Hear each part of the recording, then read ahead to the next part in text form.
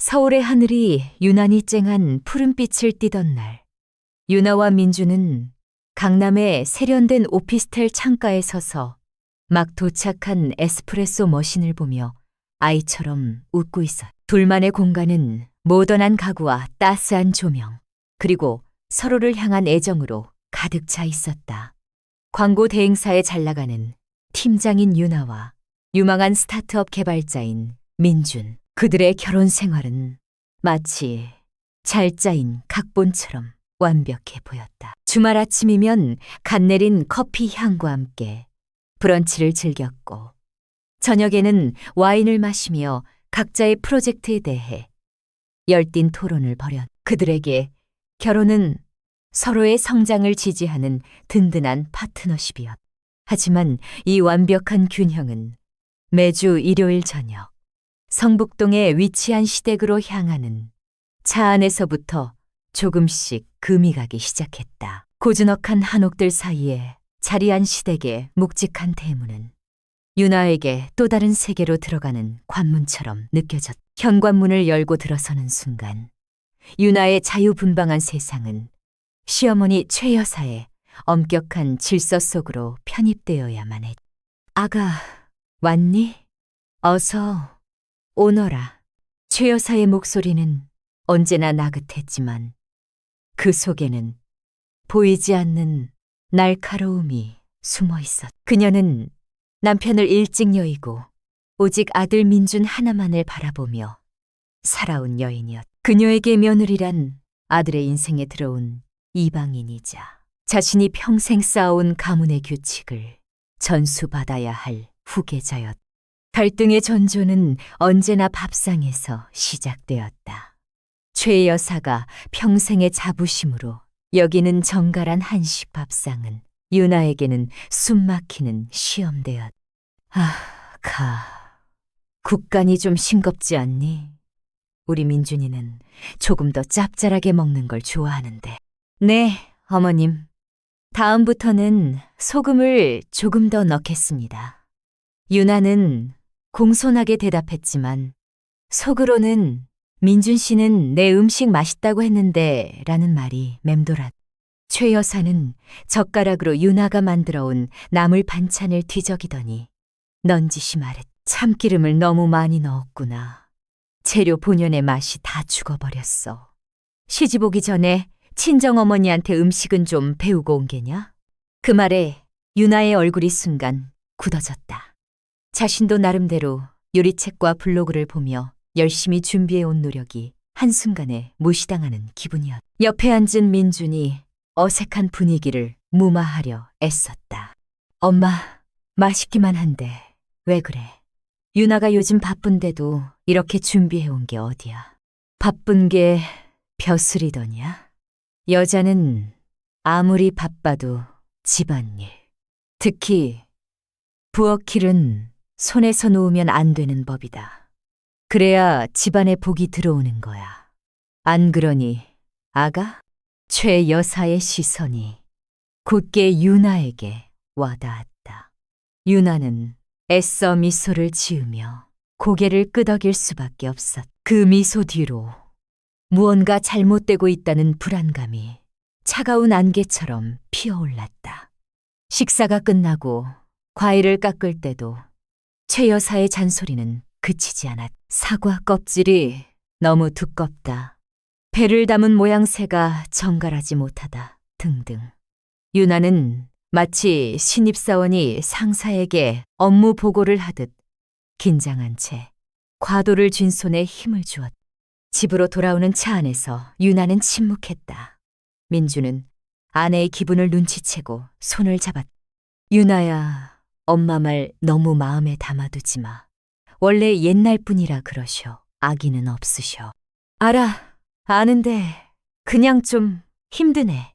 매주 시험 보는 기분이야. 당신 어머니 기준에 나는 항상 부족한 사람인 것 같아. 아니야, 당신은 최고의 아내야. 엄마도 곧 당신 진심을 알아주실 거야. 민준의 다정한 위로에도 유나의 마음은 완전히 풀리지 않았다. 사랑하는 남자의 어머니, 존중해야 하고 사랑해야 마땅한 존재. 하지만 그 존재가 자신의 삶을 조금씩 옥죄어오고 있다는 예감은 틀리지 않았다. 서울의 화려한 야경이 차창 밖으로 스쳐 지나갔. 자신의 커리어를 쌓고 남편과 동등한 파트너로 살아가던 유나의 세계와 며느리의 도리를 강조하며 보이지 않는 울타리를 치는 시어머니의 세계. 그 두 세계의 충돌은 이제 막 시작되고 있었다. 유나의 회사 생활은 정점에 달해 있었다. 그녀가 이끈 프로젝트가 연달아 성공하면서 입사 동기들 중 가장 먼저 팀장 승진 후보에 올랐다. 밤샘 근무와 주말 출근도 마다하지 않으며 달려온 결과였다. 마침내 인사 발령이 났을 때 유나는 사무실 한가운데서 동료들의 축하를 받으며 벅찬 감동을 느꼈다. 자신의 노력이, 재능이 인정받았다는 짜릿한 성취감이었다. 그날 저녁, 유나는 민준을 위해 근사한 레스토랑을 예약했다. 와인잔을 부딪히며 기쁜 소식을 전하자 민준은 진심으로 기뻐하며 그녀를 꼭 안아주었다. 정말 축하해, 유나야. 당신이 얼마나 노력했는지 내가 알지. 자랑스럽다. 정말. 그 순간만큼은 세상 모든 것을 다 가진 기분이었다. 문제는 그 주말 시댁에서의 저녁 식사 자리에서 터져나왔다. 그래서 팀장이라고? 최 여사는 젓가락을 내려놓고 유나를 빤히 쳐다보았다. 목소리에는 축하의 기색이 전혀 없었다. 네, 어머님. 운이 좋았어요. 유나는 겸손하게 대답했다. 여자가 사회에서 성공하는 거 나쁘지 않지. 하지만 뭐든 과하면 모자람만 못한 법이다. 이제 팀장까지 됐으니 더 바빠지겠구나. 밤늦게까지 회식도 셔틀버스처럼 해야 할 테고. 그럼 우리 민준이 저녁밥은 누가 차려주고 이 넓은 집 청소는 누가 한단 말이냐. 날카로운 질문에 식탁의 공기가 싸늘하게 얼어붙었다. 민준이 서둘러 나섰다. 엄마, 요즘 세상이 어떤 세상인데 그래. 밥은 내가 차려 먹을 수도 있고 청소는 가사도우미분 도움받으면 되지. 가사도우미? 남의 손에 내 아들 밥을 맡기고 집안 구석구석을 내보인다고? 그게 말이 되는 소리냐. 아내의 손길이 닿지 않은 집은 온기가 없는 법이다. 유나야, 내가 틀린 말 했니? 최 여사는 다시 유나에게 화살을 돌렸다. 유나는 입술을 깨물었. 자신의 성취가 한순간에 가정을 소홀히 하는 이기적인 행동으로 매도당하는 것 같아 억울함이 치밀었. 어머님, 제 커리어도 저에게는 소중해요. 민준 씨와 가정을 지키는 것만큼이나요. 두 가지 모두 잘 해내고 싶어요. 욕심이 과하구나. 여자의 본분은 가정을 평안하게 하는 것이다. 네가 그렇게 밖으로만 나돌면 민준이기는 누가 살려주고 손주 소식은 언제쯤 들려줄 생각이냐. 나도 이제 나이가 있는데 길 가다가 남들이 손주 재롱 부리는 거 보면 부러워서 눈물이 다 난. 손주라는 단어가 비수처럼 나라와 유나의 가슴에 밝혔다. 결혼 초부터 은근히 압박해왔던 문제였다. 아이는 두 사람이 충분히 준비가 되었을 때 갖기로 합의했지만 최 여사에게 그들의 계획 따위는 중요하지 않았다. 며느리는 대를 이을 아들을 낳아야 하는 존재. 그 이상도 이하도 아니었다. 그날 이후 최 여사의 간섭은 노골적으로 변했다. 예고도 없이 아침 일찍 두 사람의 오피스텔을 찾아와 민준이 아침은 먹여보냈니? 라며 냉장고 문을 활짝 열어보는 것은 일상이었다. 유나가 사다 놓은 즉석국과 반찬들을 보며 혀를 찼다. 이런 걸 먹이니 애가 기운이 없지. 내가 이럴 줄 알고 사고를 좀 고아왔다. 그녀는 자신이 가져온 곰소틀 가스레인지에 올리며 마치 집주인처럼 행동했다. 유나가 야근하고 늦게 들어오는 날이면 민준의 휴대폰은 불이 났다. 아직도 안 들어왔니? 여자가 밤늦게 돌아다니는 거 아니다. 민준아, 너 저녁은 먹었니? 내가 반찬 좀 해서 갈까? 민주는 처음에는 유나를 감쌌지만 어머니의 집요한 연락과 하소연에 점점 지쳐갔다. 유나야, 오늘은 그냥 좀 일찍 들어오면 안 될까? 엄마가 너 걱정 많이 하셔. 나도 그러고 싶어. 근데 팀장이 되고 나니 책임져야 할 일이 너무 많아. 당신도 알잖아. 알지, 아는데. 엄마가 자꾸 저러시니까 나도 중간에서 너무 힘들어. 민준의 지친 목소리에 유나는 배신감을 느꼈다. 힘든 건 나인데 왜 당신이 힘들다고 하는 거야? 목구멍까지 차오른 말을 삼켰다. 싸우고 싶지 않았다. 하지만 이미 그들의 관계에는 보이지 않는 균열이 깊어지고 있었다. 최 여사라는 거대한 벽 앞에서 한때 견고했던 그들의 파트너십은 속수무책으로 흔들리고 있었다.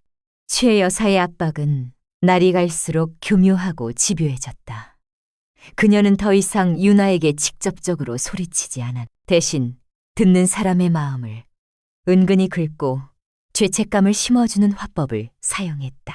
어느 주말 거실에서 TV를 보던 최 여사는 며느리가 있는 것을 뻔히 알면서도 민준에게 한숨을 쉬며 말했다. 옆집 해숙이네. 며느리는 시어머니. 기력 없다고 주말마다 흑염소를 고아온다더라. 나는 그런 거 바라는 것도 아닌데 그냥 아들 얼굴 보고 며느리가 차려주는 따뜻한 밥 한 끼 먹는 게 소원이다. 유나는 거실 테이블을 닦던 걸레를 주인 손에 힘을 주었다. 그 말은 명백히 자신을 향한 것이었다. 나는 주말마다 당신 아들을 위해 밥을 차리고 있지 않나? 라는 억울함이 솟구쳤지만 입 밖으로 내뱉을 수는 없었다. 최 여사는 병을 무기로 삼기 시작했다. 유나가 중요한 프레젠테이션을 앞두고 야근을 하던 어느 날 밤 민준에게서 다급한 전화가 걸려왔다. 유나야, 빨리 와봐야 할 것 같아. 엄마가 쓰러지셨어. 유나는 하늘이 무너지는 기분으로 노트북을 덮고 병원 응급실로 달려갔다. 하지만 그녀를 맞이한 것은 링거를 맞으며 누워있지만 너무나 멀쩡해 보이는 최 여사와 안절부절 못하는 민준이었다. 의사는 스트레스성 소화불량과 약간의 현기증일 뿐 아무 이상이 없다고 했다. 어머님, 괜찮으세요? 유나가 걱정스럽게 물었다. 최 여사는 힘없는 눈으로 유나를 쳐다보며 말했다. 내가 무슨 힘이 있겠니? 요즘 통잠도 못 자고 입맛도 없고 다 내가 복이 없어서 그런 게지. 며느리 복도, 자식 복도. 그 순간 유나는 깨달았다. 이것은 쇼였다. 자신의 발목을 잡고 아들의 동정심을 유발하기 위한 치밀하게 계산된 연극. 하지만 민주는 어머니의 연약한 모습에 완전히 속아 넘어갔다. 유나야, 봤지? 엄마가 너 때문에 얼마나 스트레스를 받으셨으면 저렇게까지 되겠어. 당분간만이라도 회사 일 좀 줄이고 엄마 옆에 있어드리면 안 될까? 유나는 기가 막혔다. 민준 씨, 어머님은 괜찮으시다고 의사 선생님이 그랬잖아. 그리고 내가 왜 어머님 스트레스의 원인이야. 나는 내 일을 열심히 하고 있을 뿐이야. 말 좀 예쁘게 할 수 없어? 아픈 사람 앞에서 당신이 조금만 더 신경 썼으면 엄마가 저렇게 되진 않았을 거 아냐. 민준의 날 선목소리에 유나는 심장이 쿵하고 내려앉는 것 같았다.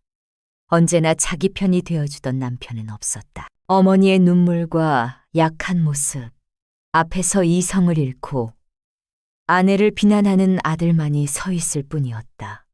유나는 더 이상 아무 말도 하지 않았다. 깊은 배신감과 절망감이 그녀를 집어삼켰다. 그날 이후 두 사람 사이에는 투명한 벽이 세워졌다. 같은 침대에서 잠을 자도 서로에게 등을 돌렸고 대화는 단절되었다. 최 여사의 공격은 멈추지 않았다. 이제 그녀의 레퍼토리에는 남의 집 며느리가 단골로 등장했다. 내 친구 아들 며느리는 이번에 아들을 낳았는데 어찌나 예쁜지 몰라. 100일 잔치 때 보니까 시어머니한테 고맙다고 명품 가방을 척 안겨주더라. 요즘 애들 같지 않게 참 속이 깊어. 민준이 친구 와이프는 다니던 회사도 그만두고 내조에만 전념한다더라. 남편 사업이 얼마나 잘 되는지 몰라. 다 아내의 내조 덕이지.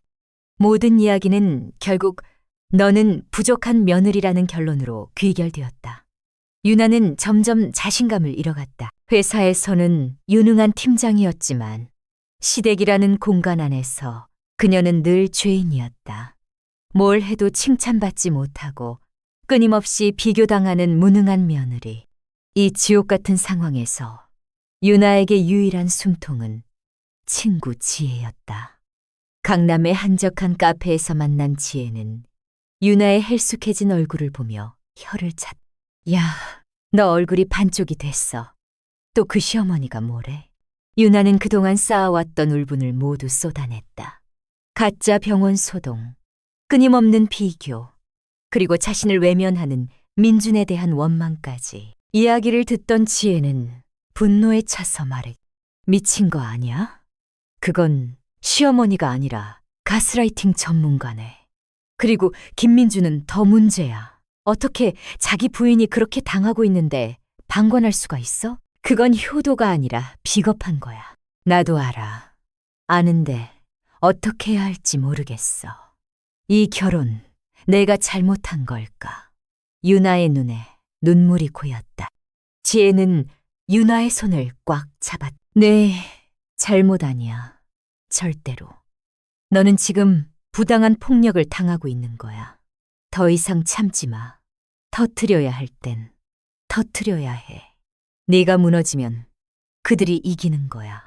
친구의 단호한 말에 유나는 조금이나마 용기를 얻었다. 하지만 막상 현실로 돌아오면 최 여사가 쳐놓은 거대한 거미줄 속에서 허우적거릴 뿐이었다. 갈등은 한국의 며느리에게 가장 큰 연례 행사 중 하나인 김장에서 절정으로 치달았다. 최 여사는 아파트 마당에 거대한 비닐을 깔고 산더미 같은 배추와 물을 쌓아놓았다. 유나는 주말 내내 회사 워크숍에 다녀와 피곤이 극에 달한 상태였지만 며느리라는 이유로 당연하게 김장 전선에 투입되었다. 아가, 손이 왜 그렇게 느리니? 그렇게 해서 오늘 안에 다 하겠어? 최 여사는 허리에 손을 얹고 유나의 모든 동작을 감시했다. 유나는 난생 처음 해보는 배추 절이기와 양념 버무리기에 서툴렀다. 찬물에 손은 꽁꽁 얼었고 매운 양념에 눈물, 콧물이 쏟아졌다. 민주는 무거운 배추 상자를 몇 번 나르더니 허리가 아프다는 핑계로 슬그머니 거실로 들어가 버렸다. 최 여사는 옆에서 함께 김장을 하던 신우이, 즉 민준의 고모에게 큰 소리로 말했다. 형님, 이것 좀 보세요. 요즘 애들은 저렇게 약해서 뭘 하겠어요. 우리 때는 애들 없고도 김장 100포기는 거뜬히 했는데. 고모는 곤란한 듯 웃으며 유나의 편을 들어주려 했다. 아이고, 형님, 요즘 젊은 애들이 우리 같나요? 밖에서 일하느라 힘든데 이만큼 하는 것도 기특하죠. 하지만 최 여사는 들은 척도 하지 않았다. 그녀는 유나가 버무려 놓은 김치통을 열어보더니 인상을 썼다. 양념을 이렇게 겉에만 바르면 어떡하니? 속까지 골고루 넣어야 깊은 맛이 우러나지. 하여간 제대로 하는 게 하나도 없어. 그 순간 유나의 마음속에서 무언가 툭 하고 끊어지는 소리가 났다. 피로와 서러움, 분노가 한꺼번에 몰려왔다. 하지만 그녀는 입술을 깨물고 다시 묵묵히 배추에 양념을 버무릴 뿐이었다. 아직은 때가 아니라고, 여기서 무너지면 안 된다고 스스로를 다독였다. 그러나 이미 그녀의 내면은 폭발 직전의 화산처럼 부글부글 끓어오르고 있었다. 차가운 바람이 불던 11월의 어느 날, 시아버지의 기일이 다가왔다. 제사, 지스, 유나에게는 결혼 후 맞이하는 가장 크고 무거운 관문이었. 최 여사에게 제사는 돌아가신 남편에 대한 그리움이자 가문의 며느리로서 자신의 존재 가치를 증명하는 신성한 의식이었. 당연히 제사상에 올라갈 모든 음식을 준비하는 책임은 온전히 유나의 몫으로 떨어졌. 제사 음식은 조상을 모시는 것이니 손끝 하나하나에 정성이 들어가야 한다. 가게에서 파는 음식은 절대 안 된다. 전 하나를 부치더라도 나물 하나를 무치더라도 네 손으로 직접 해야 해. 최 여사는 유나에게 수십 가지에 달하는 제사 음식 목록과 까다로운 조리법을 읊어주었다. 유나는 연말을 앞두고 회사에 중요한 프로젝트가 몰려 눈코 뜰 새 없이 바빴. 매일 밤 11시가 넘어 파김치가 되어 퇴근했고 주말에도 출근해야 했다. 그녀는 민준에게 조심스럽게 도움을 청해. 민준 씨, 나 혼자서는 제사 준비가 너무 벅찰 것 같아. 당신이 좀 도와주면 안 될까? 제사는 원래 여자들이 하는 거잖아. 그리고 내가 뭘 알아야 돕지. 괜히 옆에서 거들다가 엄마한테 혼만 날 거야. 당신이 조금만 더 신경 써줘. 우리 아빠 첫 제사잖아. 민주는 이번에도 가볍게 책임을 회피했다. 유나는 더 이상 기댈 곳이 없다는 사실에 절망했다. 며칠 밤을 새워가며 프로젝트를 마무리하고 잠도 제대로 자지 못한 채 제사 전날부터 음식 준비에 매달렸다. 낯선 조리법과 씨름하며 수십 가지의 전을 부치고 나물을 볶고 탕을 끓였다. 정신적, 육체적 피로는 극에 달했다. 제사 당일 저녁, 친척들이 하나둘씩 모여들기 시작했다. 유나는 마지막으로 상에 올릴 탕국을 데우고 있었다. 그때 회사에서 긴급한 문제가 생겼다는 전화가 걸려왔다. 중요한 데이터가 누락되었다는 보고였다. 유나는 잠시 휴대폰을 붙들고 정신없이 통화를 하며 해결책을 지시했다. 그 짧은 순간 그녀는 가스레인지 위에 탕국이 올려져 있다는 사실을 까맣게 잊었다. 이게 무슨 냄새야. 최 여사의 날카로운 외침에 유나는 퍼뜩 정신을 차렸다. 부엌에서는 매캐한 연기가 피어오르고 있었다. 냄비 바닥에 있던 탕국이 졸아붙어 새까맣게 타버린 것이다. 순간 부엌의 모든 소음이 멎었다. 최 여사는 까맣게 타버린 냄비를 보고는 얼굴이 하얗게 질렸다. 그녀는 냄비를 집어들어 거실, 모든 친척들이 모여있는 상 앞으로 가져갔다. 그리고 바닥에 냄비를 쿵소리가 나게 내려놓았다. 모두 이것 좀 보십시오. 아버님 제사상에 올릴 탕국을 이 며느리가 이렇게 새까맣게 태워 먹었습니다. 모든 사람의 시선이 유나에게로 쏠렸다. 유나는 얼굴이 화끈거려 고개를 들 수 없었다. 죄책감과 수치심에 온몸이 떨렸다. 최 여사의 목소리는 비탄과 분노로 떨리고 있었다. 조상님께 올릴 귀한 음식을 내가 그렇게 신신당부했건만 회사 일이 조상님보다 더 중요하다는 게냐. 애초에 집안일에는 관심도 없고 오로지 자기 성공에만 눈이 먼 애를 며느리로 들인 내 잘못이지, 내 잘못이야. 친척들은 수군거리기 시작했다. 어쩌다가 요즘 젊은 것들은 정성이 없어. 유나는 사면초가에 몰린 기분이었다. 그녀는 민준을 쳐다보았다. 제발 이번만은 내 편이 되어달라고. 하지만 민준은 어쩔 줄 몰라 하며 어머니와 아내 사이에서 시선만 피할 뿐이었다. 그가 나지막이 유나에게 말해. 유나야, 일단 엄마한테 잘못했다고 빌어. 어서. 그 한마디가 유나의 마지막 이성의 끈을 끊어버렸다. 잘못했다고 빌라고? 며칠 밤을 새우며 일하고 잠 한숨 못 자고 음식을 준비한 나에게 이 모든 상황을 방치하고 외면했던 당신이 나에게 사과를 하라고. 유나는 천천히 고개를 들었다. 그녀의 눈에는 더 이상 두려움이나 순종의 빛이 없었다. 차갑게 식어버린 분노와 깊은 경멸만이 담겨 있었다. 제가 뭘 그렇게 잘못했는데요? 유나의 차가운 목소리에 거실의 공기가 얼어붙었다. 최 여사는 당황한 듯 눈을 크게 떴다. 뭐라고? 네가 지금 제정신이야? 네, 제정신이에요. 태어나서 지금이 가장 제정신인 것 같아요. 유나는 자리에서 일어나 최 여사를 똑바로 마주 보았다. 한국 하나 태운 게 그렇게 죽을 죄인가요? 제가 밤새 일하고 와서 잠 못 자고 이 모든 음식을 혼자 준비할 동안 어머님은, 그리고 어머님 아들은 어디서 뭘 하고 있었죠? 그녀의 시선이 민준에게 향했다. 당신은 내가 도와달라고 했을 때 뭐라고 했지? 제사는 여자 일이라고 했지. 당신 아버지 제사인데 왜 나 혼자 모든 책임을 져야 하는 건데? 나는 김민준이라는 남자의 아내이지. 이 집의 무급 가사 도우미가 아니에요. 유나의 목소리는 점점 커지고 떨렸다. 그동안 억눌러 왔던 모든 서름과 분노가 용암처럼 터져나왔다.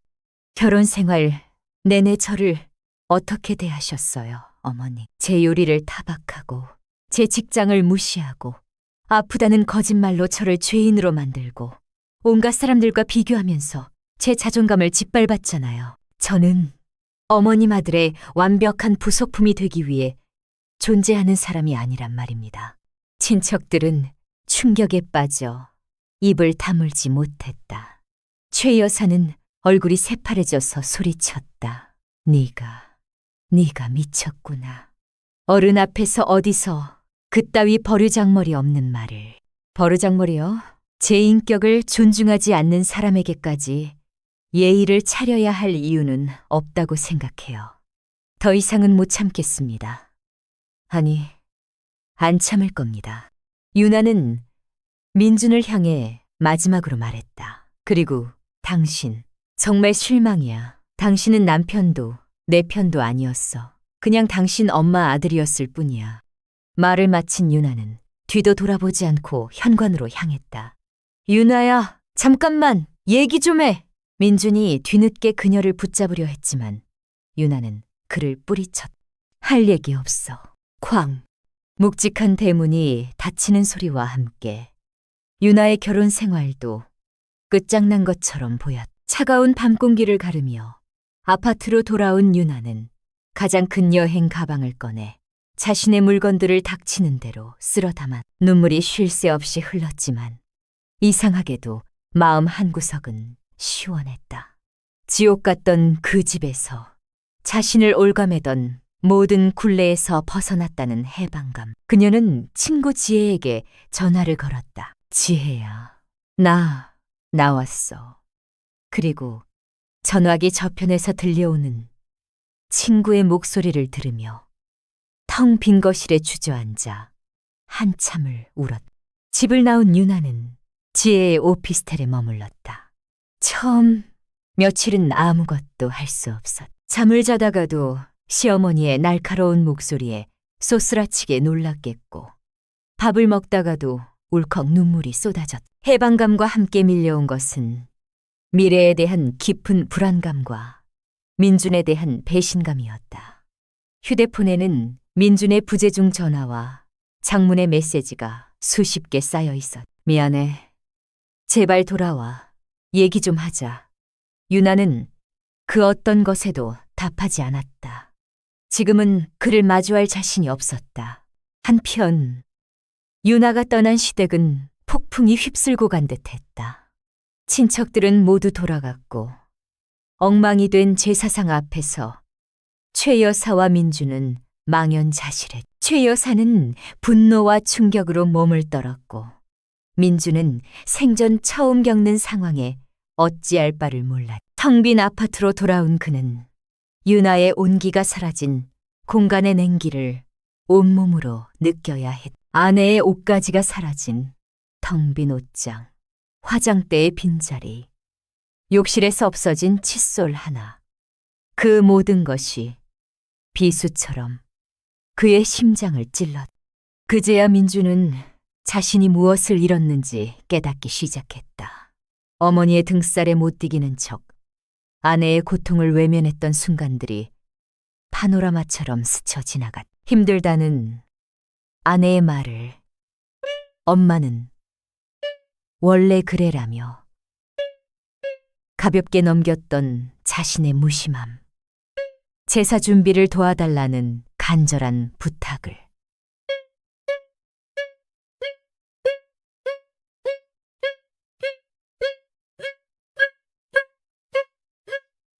모든 친척들 앞에서 아내를 비난하던 어머니를 막아서지 못하고 오히려 아내에게 사과를 종용했던 어리석음. 그는 자신이 얼마나 이기적이고 나약한 남편이었는지 뼈저리게 깨달았다. 어머니와 아내 사이의 다리가 되어주기는커녕 한쪽으로 완전히 기울어진 시소 위에서 아내를 벼랑 끝으로 내몬 것은 바로 자신이었다. 며칠 후 민주는 지혜의 오피스텔 주차장에서 밤늦게까지 유나를 기다렸다. 퇴근하고 돌아오는 유나를 발견한 그는 다급하게 차에서 내렸다. 유나야. 유나는 그를 보고 걸음을 멈췄지만 표정은 차갑게 굳어 있었다. 할 얘기 없어. 돌아가. 제발 5분만. 아니, 1분만이라도. 내가 정말 잘못했어. 모든 게 내 잘못이야. 민주는 유나 앞에서 무릎을 꿇었다. 그의 눈에는 진심 어린 후회의 눈물이 가득했다. 당신이 얼마나 힘들었을지, 얼마나 외로웠을지 이제야 알았어. 나는 멍청이였고 비겁자였어. 당신을 지켜주지 못해서 정말 미안해. 제발 나한테 다시 한 번만 기회를 줘.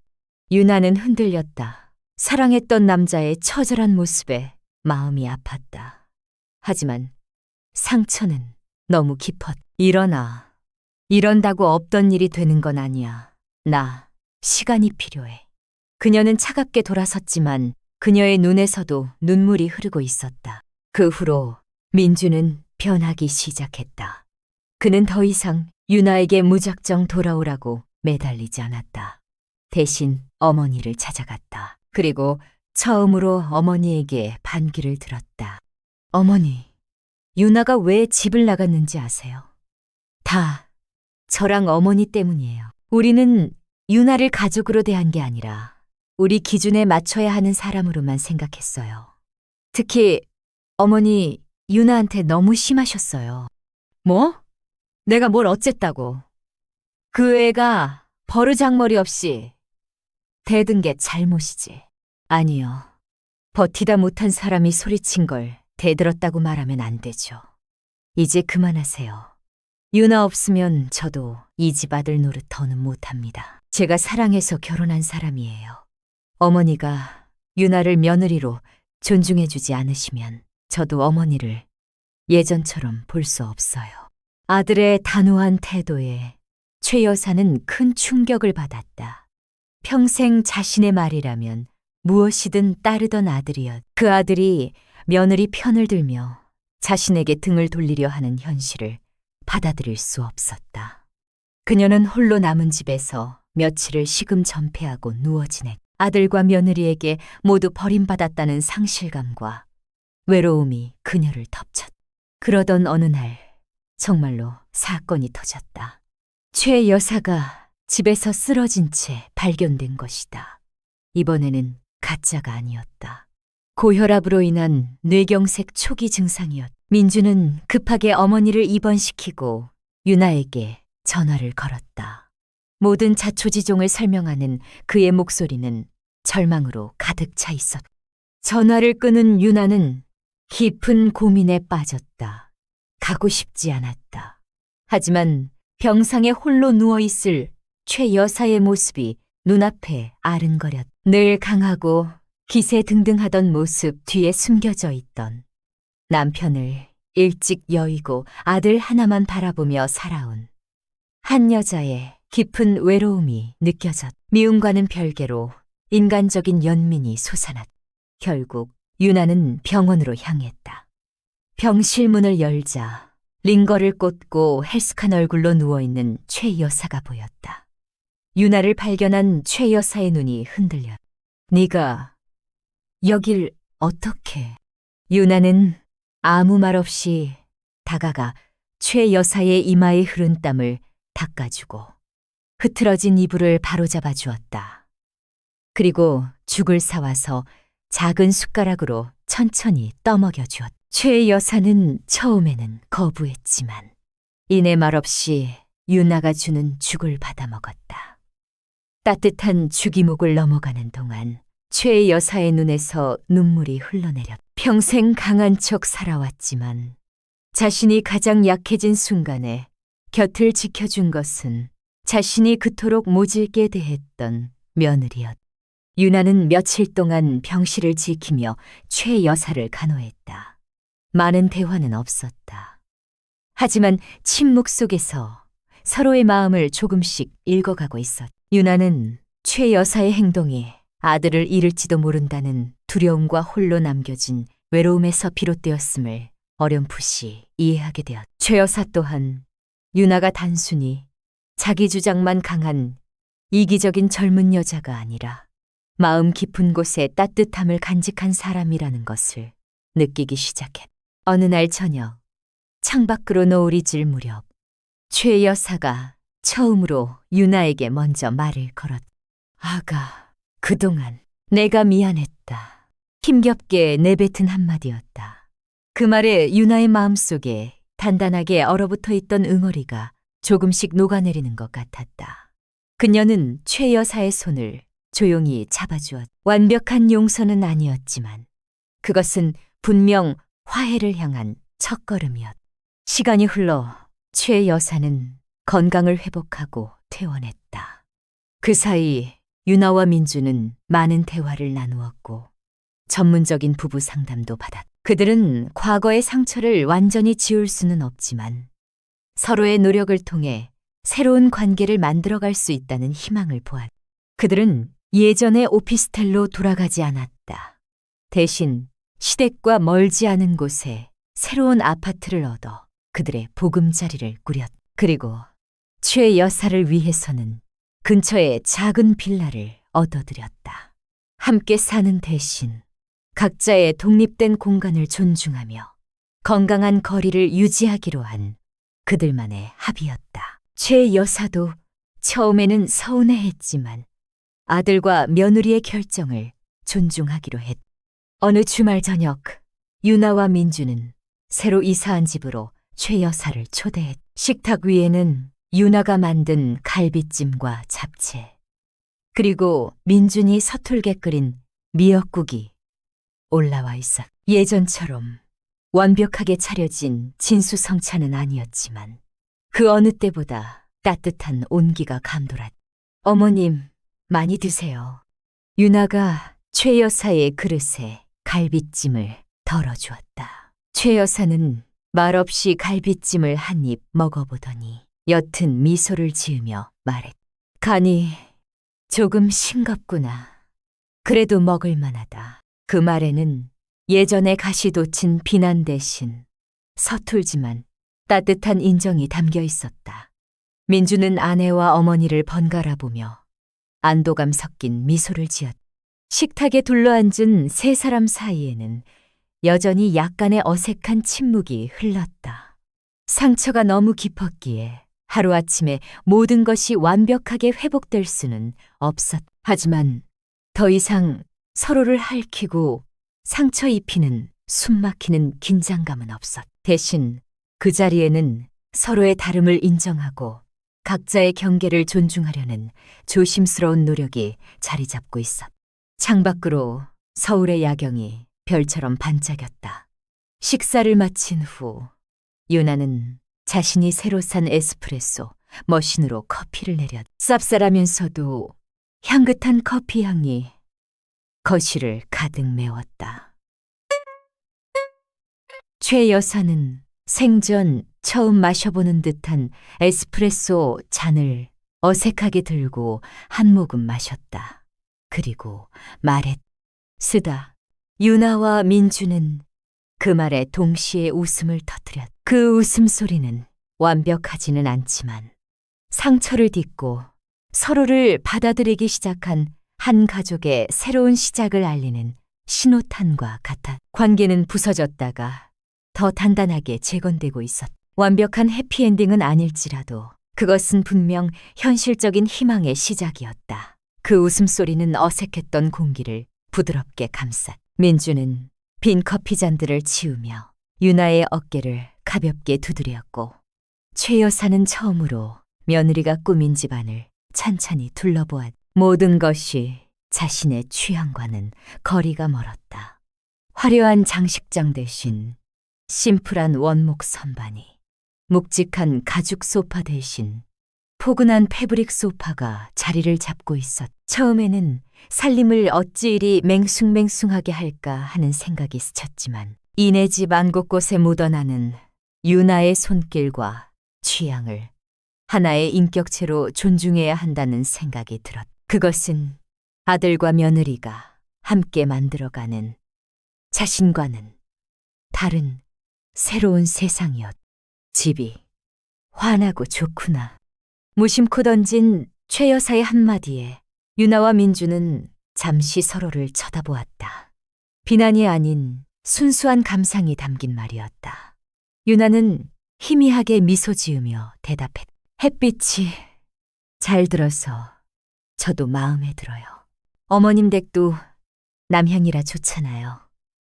의례적인 대화였지만 그 안에는 더 이상 서로를 향한 날카로운 경계심 대신 조심스러운 배려가 깃들어 있었다. 그날 밤 최 여사를 모셔다 드리고 돌아오는 차 안에서 민주는 유나의 손을 꼭 잡았다.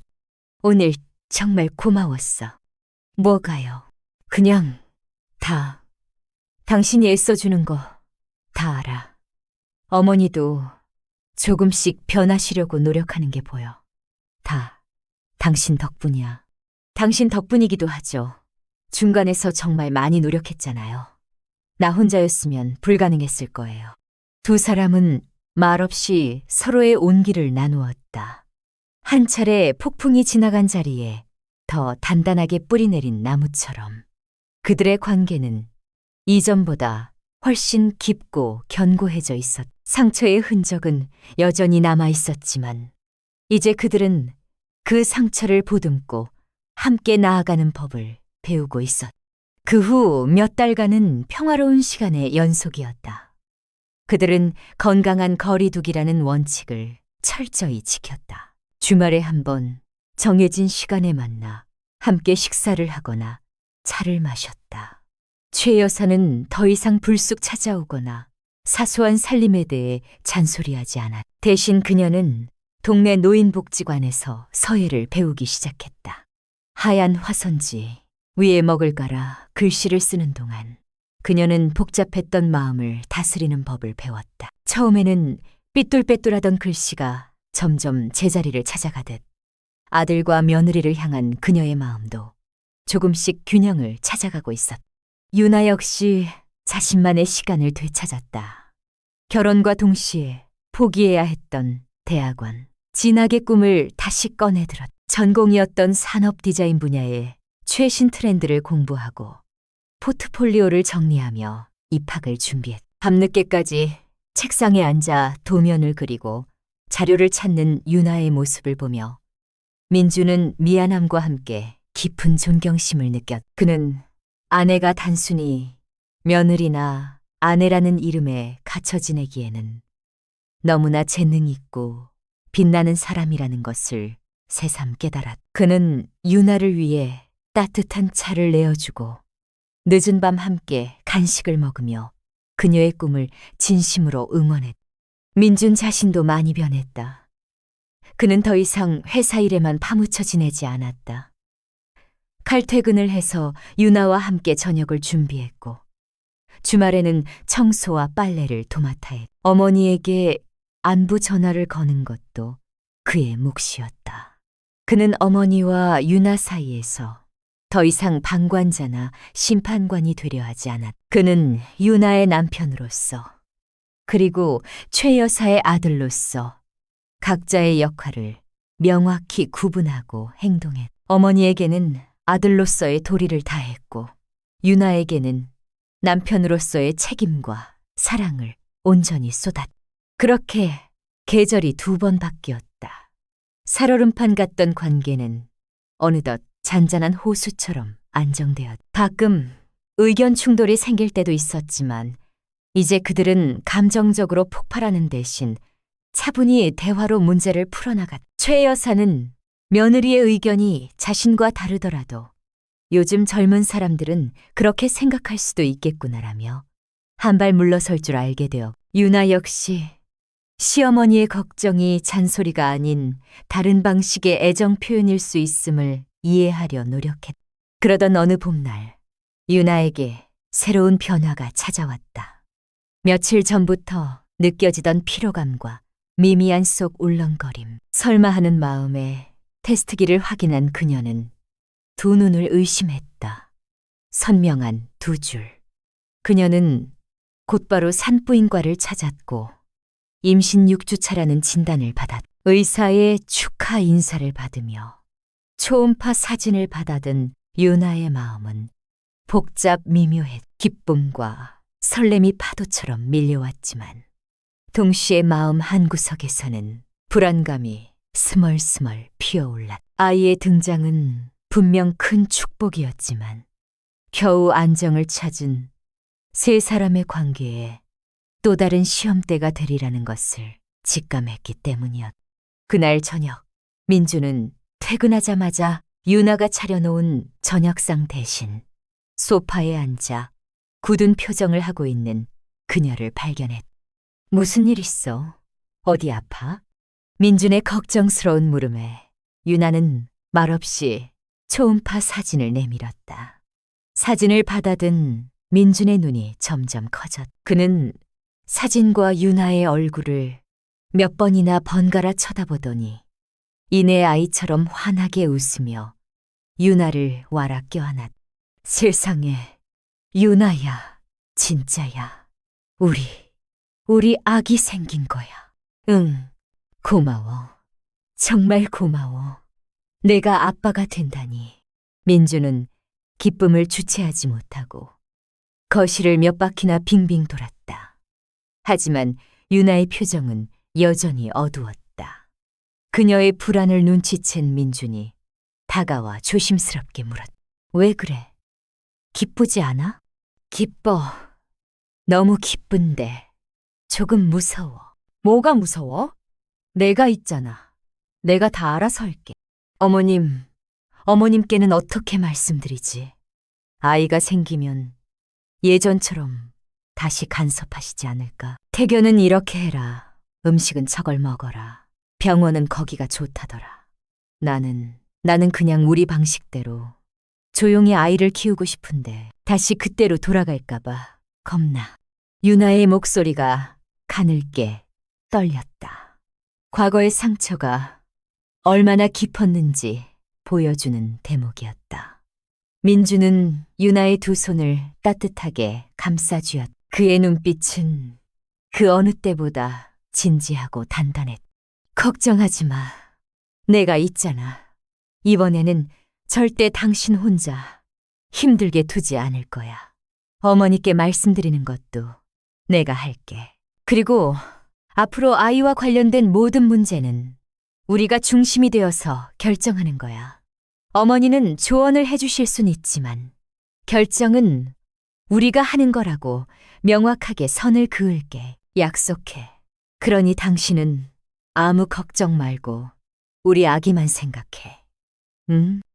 민준의 확신에 찬 목소리에 유나의 불안했던 마음이 조금씩 녹아내렸다.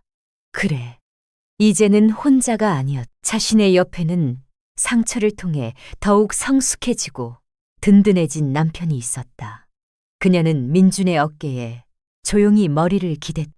다음 주말 약속대로 민준은 최 여사를 찾아가 임신 소식을 알렸다. 최 여사는 예상대로 뛸 듯이 기뻐했다. 아이고, 내 새끼, 내가 손주를 보게 되는구나. 그녀는 감격에 겨워 눈물까지 글썽였다.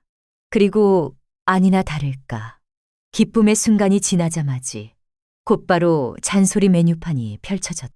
그래서 병원은 어디로 정했느냐? 내가 아는 용한 한의원이 있는데 거기서 임산부 보약을 아니 요즘 애들은 한약은 안 먹으려나? 그럼 흑염소라도 한 마리 내려서 보내야겠다. 그리고 태교가 중요하니 바느질 같은 걸 좀 배우는 게 어떠냐. 정서에 좋단다. 그리고 유나, 쟤는 너무 말랐어. 내가 매일 와서 영양식이라도 챙겨줘야지. 원. 쏟아지는 최 여사의 말에 유나의 표정이 순간 굳어지는 것을 본 민준이 부드럽지만 단호하게 말을 끊었다. 어머니, 기뻐해 주셔서 정말 감사해요. 그런데 저희가 상의해서 정한 몇 가지 원칙이 있어요. 원칙? 무슨 원칙? 첫째로, 아이와 관련된 모든 의료적인 판단은 저희 부부와 담당 의사의 의견에만 따를 거예요. 어머니께서 좋다고 하시는 음식이나 약이라도 저희가 상의해서 결정하기 전에는 괜찮습니다. 둘째, 태교나 육아 방식도 저희가 책도 보고 공부하면서 저희에게 맞는 방법을 찾아보려고 해요. 어머니의 경험은 정말 소중하지만 조언을 구하기 전까지는 조금만 지켜봐 주시면 좋겠어요. 마지막으로 유나가 지금 입덧 때문에 힘들어해서 당분간은 저희끼리 조용히 지내고 싶어요. 어머니께서 매일 오시면 유나가 아무래도 신경이 쓰여서 더 힘들 수 있거든요. 아들의 말에 최 여사의 얼굴이 서운함으로 물들었다. 내가 너희들 힘들게 하려는 게 아니라 다 도와주려고 그러는 거지. 첫 임신인데 얼마나 아는 게 없겠어. 그 마음 너무 잘 알아요. 어머니. 그래서 더 감사하고요. 하지만 이건 저희 부부의 첫 아이잖아요. 저희가 서툴더라도 직접 부딪혀보고 책임지면서 부모가 되어가는 과정을 겪어보고 싶어요. 어머니께서는 저희가 힘들어서 도움을 청할 때 그때 든든하게 옆에 있어 주시면 돼요. 그게 저희를 가장 크게 도와주시는 거예요. 저희를 믿고 맡겨주세요. 민주는 어머니의 손을 잡으며 진심을 다해 설득했다. 최 여사는 잠시 입을 꾹 다물고 생각에 잠겼다. 섭섭한 마음이 드는 것은 어쩔 수 없었지만 아들의 말 어디에도 틀린 구석이 없었다. 무엇보다 우리를 믿어달라는 아들의 단단한 눈빛에서 이제는 자신이 뒤로 물러나야 할 때임을 인정해야만 했다. 과거의 실수를 반복하고 싶지 않았다. 그녀는 길게 한숨을 내쉬고는 고개를 끄덕였다. 알겠다. 너희들 뜻이 그렇다면 그렇게 하거라. 대신 힘들면 꼭 얘기해야 한다. 혼자 끙끙 앓지 말고. 힘든 허락이었다. 하지만 그 허락 덕분에 유나는 비로소 마음 편히 임신 기간을 보낼 수 있었다. 최 여사는 약속을 지켰다. 그녀는 더 이상 이래라 저래라 간섭하지 않았다. 대신 주말에 만날 때마다 유나가 좋아할 만한 과일을 한 알음 사오거나 입덧에는 이게 좋다더라 라며 신맛이 나는 사탕 몇 개를 쥐어주는 식의 소박한 방식으로 마음을 표현했다. 유나 역시 그런 시어머니의 변화에 진심으로 감사하며 먼저 전화를 걸어 안부를 묻거나 아기의 초음파 사진을 메시지로 보내드리며 소식을 공유했다. 시간은 흘러 유나의 배는 눈에 띄게 불러왔다. 민주는 완벽한 남편이자 예비 아빠였다. 매일 밤 튼살 크림을 발라주며 뱃속 아기에게 다정한 목소리로 동화책을 읽어주었고 주말이면 유나의 손을 잡고 아기용품 가게를 돌아다니며 행복한 고민에 빠졌다. 그들의 신혼집은 곧 태어날 아기를 위한 물건들로 하나둘 채워지기 시작했다. 작은 아기 침대, 앙증맞은 베넷 저고리, 알록달록한 장난감들. 그 모든 것들이 두 사람에게는 행복의 증거처럼 보였다. 출산 예정일이 한 달 앞으로 다가왔을 때 작은 사건이 터졌다. 최 여사가 오랜만에 아들 내외의 집에 들렀다가 베란다 구석에 놓인 아기 침대를 보고 기겁을 한 것이다. 아니, 이걸 어디서 주워왔느냐. 애 첫 침대인데 중고를 쓰면 어떡해. 복 달아나게. 어머니, 주워온 거 아니에요. 지혜한테 물려받은 거예요. 지혜 아들이 딱 6개월 쓰고 깨끗하게 보관한 거라서요. 요즘은 다들 이렇게 물려주고 물려받고 해요. 환경에도 좋고 돈도 아끼고. 유나의 설명에도 최 여사는 고개를 저었다. 그래도 그렇지. 내 첫 손주가 쓸 물건인데 어떻게 남이 쓰던 걸 쓰게 해. 당장 갖다 버리고 새 것으로 사자. 내가 사주마. 어머니, 괜찮아요. 저희는 정말 이게 마음에 들어요. 지혜가 좋은 기운까지 담아서 준 선물인걸요. 선물은 무슨, 남 쓰던 물건에 무슨 좋은 기운이 있어. 너는 애 엄마가 될 사람이 왜 이렇게 생각이 없어. 애한테는 무조건 새 것, 좋은 것만 해줘야 하는 거야. 최 여사의 목소리가 점점 커졌다.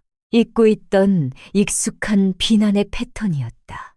유나의 심장이 쿵 내려앉았. 그 순간 방에서 통화 소리를 듣고 나온 민준이 상황을 파악하고 유나의 앞을 막아섰. 어머니, 목소리 낮추세요. 유나 놀라요. 예, 너는 이 상황을 보고도 가만히 있니? 네 아들이 남이 쓰던 침대에서 자게 생겼는데. 어머니, 그 침대는 유나 친구가 깨끗하게 소독까지 해서 물려준 소중한 선물이에요. 저희는 새 것보다 그 마음에 더 감사하고 만족해요. 그리고 중요한 건 저희 아이가 쓸 물건은 저희가 결정한다는 거예요. 어머니께서 사주고 싶으신 마음은 정말 감사하지만 저희의 결정을 생각이 없다고 비난하시는 건 옳지 않아요. 내가 비난한 게 아니라 사실을 말한 거지. 어머니가 보시기엔 사실일지 몰라도 저희에겐 소중한 선택이에요. 어머니, 저희가 약속했잖아요. 저희를 믿고 맡겨주시기로. 지금 어머니는 그 약속을 어기고 계세요. 아들의 차분하지만 단호한 지적에 최 여사는 말문이 막혔다.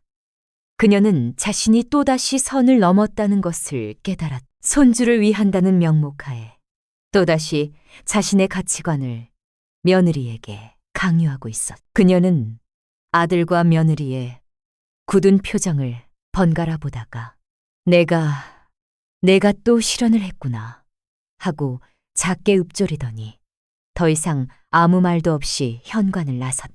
쾅 하고 문이 닫히자 집안에는 무거운 침묵이 흘렀다.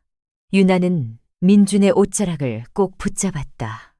나 또 잘못한 거야? 그녀의 목소리에는 물기가 어려 있었다.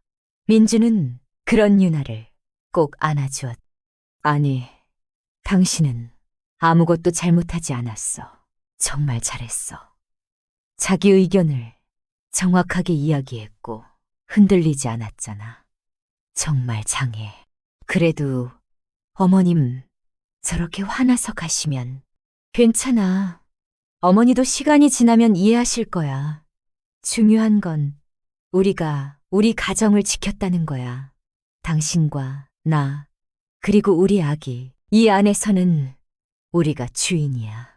누구도 함부로 우리를 흔들 수 없어. 민준의 따뜻한 위로에 유나는 비로소 안도의 한숨을 내쉬었다. 비록 시어머니와의 갈등은 괴로웠지만 남편이 온전히 자신의 편이 되어 방패막이가 되어준다는 사실이 그 어떤 것보다 큰 위안과 힘이 되었다. 그날 이후 최 여사에게서는 며칠간 연락이 없었다. 민주는 걱정하면서도 먼저 연락하지 않았다. 어머니 스스로 생각할 시간이 필요하다고 판단했기 때문이었다. 그리고 일주일쯤 지났을까. 이른 아침에 현관문 초인종이 울렸다. 문을 열자 잔뜩 멋쩍은 표정의 최 여사가 커다란 상자를 들고 서 있었다. 이거 아기 침대에 깔아줄 수면요 세트다. 제일 좋은 걸로 샀어. 침대는 너희들 마음에 드는 걸로 쓴다니. 이불이라도 새 것으로 해주고 싶어서. 그녀의 손에 들린 것은 최고급 오가닉 코튼으로 만든 아기 이불 세트였다. 그것은 최 여사 방식의 사과이자 며느리의 선택을 존중하겠다는 화해의 제스처였다. 유나는 활짝 웃으며 그녀를 안으로 들였다. 어머님, 너무 예뻐요. 감사합니다. 우리 아기 정말 좋아하겠어요. 그날 세 사람은 물려받은 아기 침대 위에 최 여사가 사온 새 이불을 함께 깔았다. 낡은 것과 새 것의 조화, 과거의 경험과 새로운 세대의 방식이 어우러지는 모습이었다. 그들은 비로소 진정한 의미의 가족이 되어가는 길 위에 서 있었다. 서로의 다름을 인정하고 때로는 부딪히고 상처 입더라도 결국에는 서로를 보듬고 함께 나아가는 것. 그것이 그들이 고통 속에서 얻어낸 소중한 깨달음이었다. 그리고 마침내 진통이 시작된 지 10시간이 넘는 사투 끝에 유나는 건강한 사내 아이를 품에 안았다. 아이의 우렁찬 울음소리가 분만실을 가득 채우는 순간 유나와 민주는 뜨거운 눈물을 흘렸다. 모든 고통과 상처가 씻겨나가는 듯한 경이로운 순간이었다.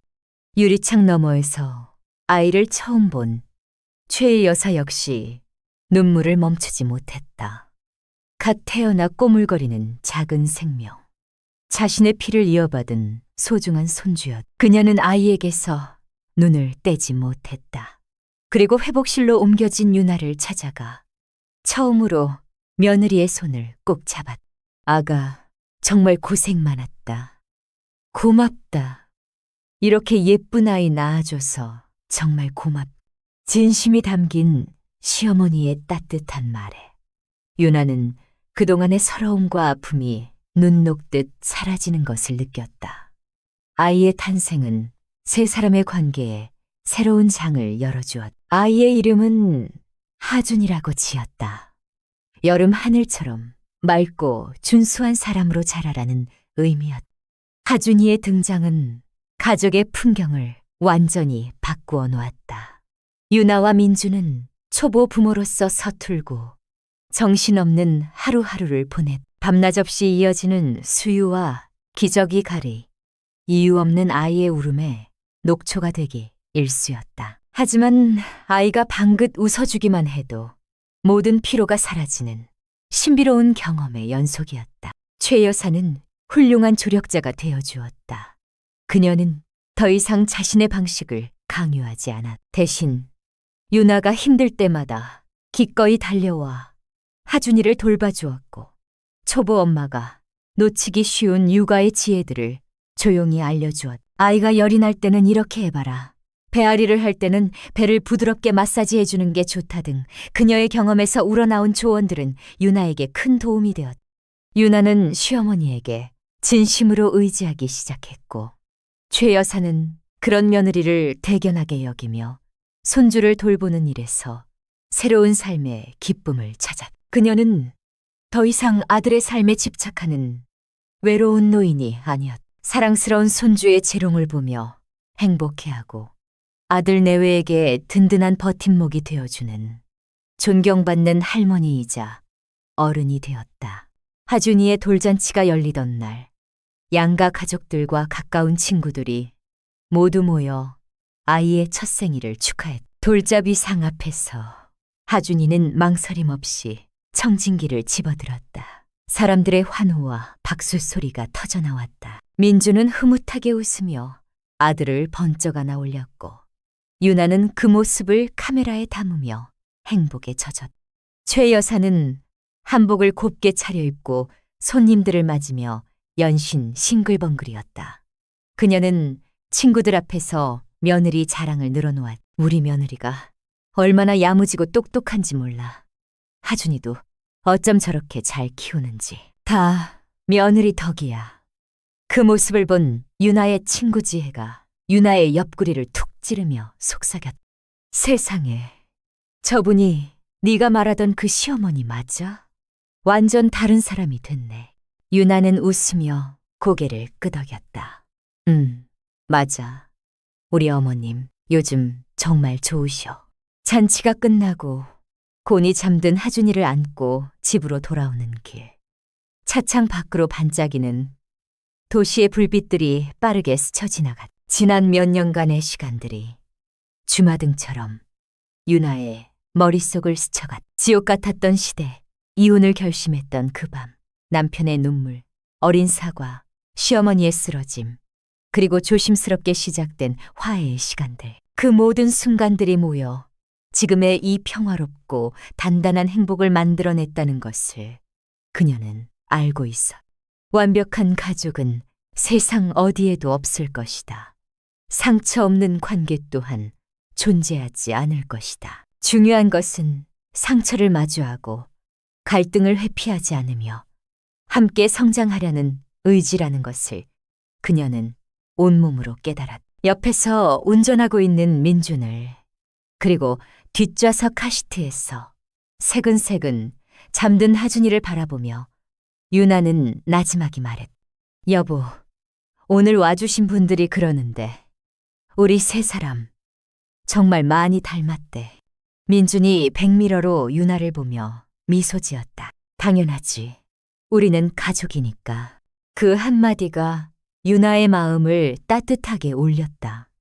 그래, 우리는 가족이었다. 피보다 더 진한 시간과 상처를 공유하고 이해와 용서를 통해 비로소 하나가 된 진짜 가족. 창밖의 밤은 깊어지고 있었지만 그들의 새로운 아파트로 향하는 길은 그 어느 때보다 밝고 따뜻하게 빛나고 있었다. 그 집에는 이제 막 새로운 이야기를 써내려가기 시작한, 세상에서 가장 평범하고도 특별한 한 가족의 행복한 웃음소리가 기다리고 있을 터였다.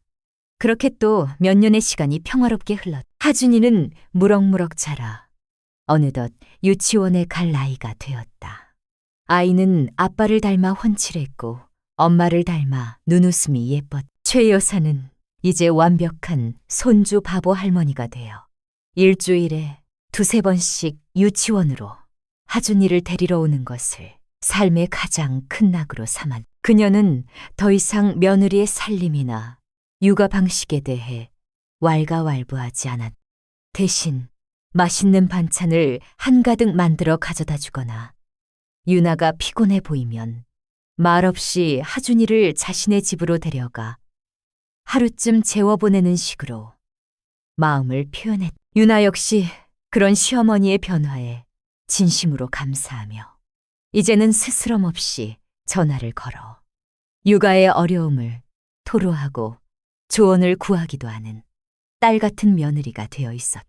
민주는 회사에서 능력을 인정받아 과장으로 승진했고 여전히 다정하고 든든한 남편이자 아빠였다. 그는 주말이면 아들을 데리고 축구 교실에 가거나 공원으로 자전거를 타러 나가 평일 저녁에는 퇴근 후 아무리 피곤해도 유나와 함께 설거지를 하거나 하준이에게 책을 읽어주었다. 그들의 집에는 언제나 하준이의 맑은 웃음소리와 유나의 부드러운 목소리, 그리고 그들을 바라보는 민준의 따뜻한 시선이 가득했다. 이따금씩 찾아오는 최 여사의 온기까지 더해져 그들의 가정은 견고하고 평화로운 성처럼 보였다.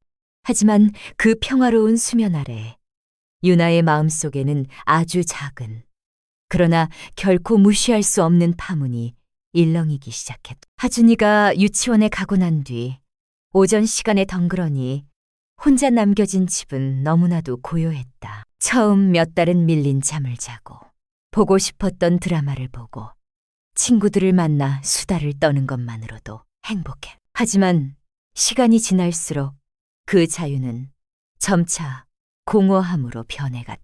결혼 전 그녀는 촉망받는 마케터였다. 밤을 새워가며 제안서를 쓰고 경쟁 프레젠테이션에서 승리했을 때의 짜릿함, 자신의 기획이 성공적인 캠페인으로 이어졌을 때의 보람을 아직도 기억하고 있었다. 하준이 엄마, 민준 씨 아내, 최 여사며느리라는 이름표 뒤에 서유나라는 자신의 이름이 희미하게 발해가는 것 같은 기분이 들었다. 그러던 어느 날 대학 동기이자 옛 직장 동료였던 선희에게서 연락이 왔다. 한때 유나와 프로젝트를 함께하며 선희의 경쟁을 펼쳤던 친구야. 유나야, 잘 지내.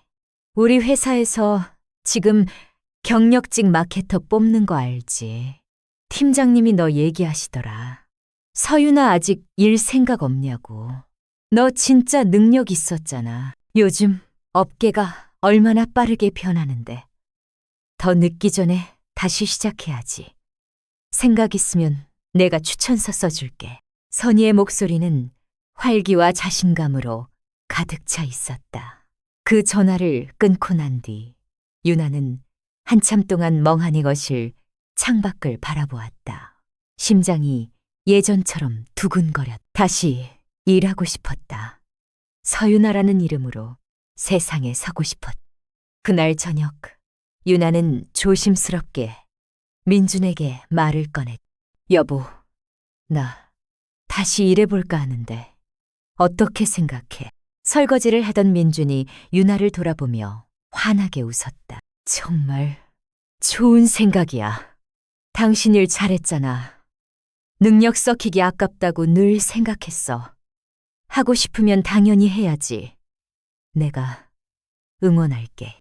너무나도 쉽게 돌아온 긍정적인 대답에 유나는 안도하면서도 한편으로는 마음 한구석이 불안해. 응원한다는 말과 그로 인해 닥쳐올 현실의 무게를 함께 짊어지는 것은 전혀 다른 문제라는 것을 그녀는 어렴풋이 알고 있었다.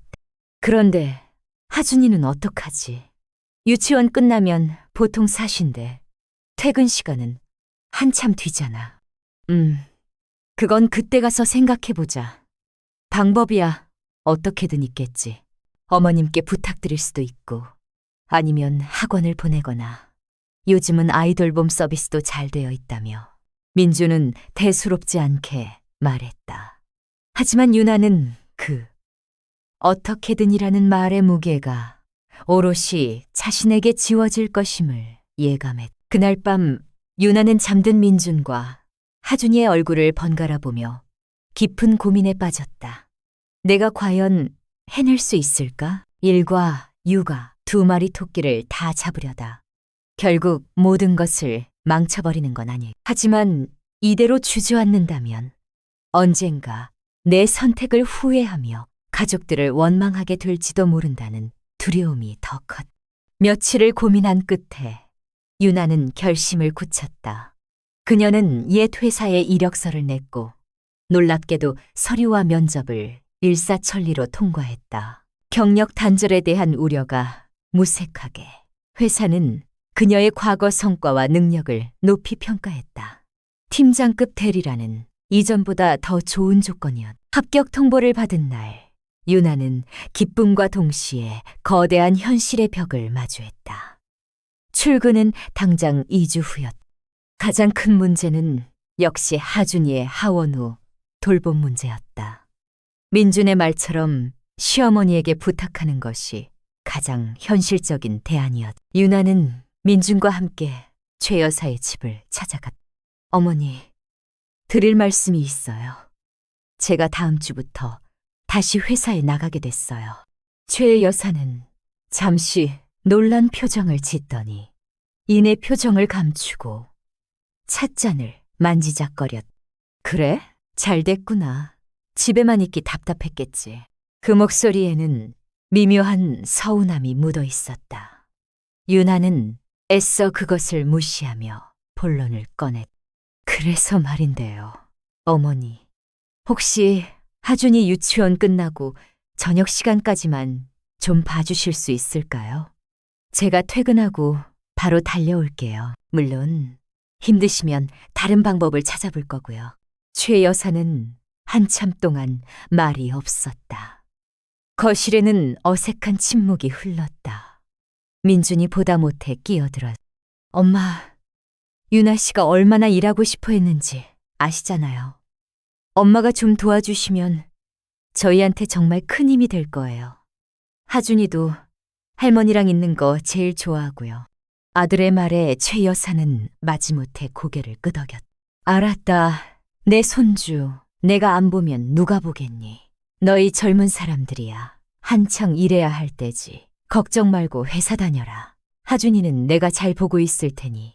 그렇게 허락은 받았지만 유나의 마음은 편치 않았다. 내 손주, 내가 본다는 말 속에는 내 아들인데 엄마인 네가 봐야지 라는 가시가 숨어 있는 것만 같아. 유나의 복직 첫날은 전쟁 같았다. 새벽같이 일어나 아침 식사를 준비하고 하준이를 깨워 옷을 입히고 자신의 출근 준비까지 하려니 눈코 뜰 새 없이 바빴. 허겁지겁 하준이를 유치원 버스에 태워보내고 회사로 달려갔을 때는 이미 녹초가 되어 있었다. 오랜만에 돌아온 사무실은 낯설면서도 익숙했다. 빠르게 돌아가는 업무, 쉴 새 없이 울리는 전화벨, 동료들과의 회의. 유나는 물 만난 고기처럼 일에 몰두해 잊고 있던 성취감과 보람이 온몸을 감쌌다. 하지만 오후 4시가 되자 마음은 온통 하준이에게로 향했다. 지금쯤 유치원에서 나왔을 텐데 할머니 댁으로 잘 갔을까? 칼퇴근을 하고 숨이 턱에 차도록 시댁으로 달려갔을 때 유나는 거실 소파에 앉아 텔레비전을 보고 있는 하준이와 그 옆에서 과일을 깎고 있는 시어머니를 발견해.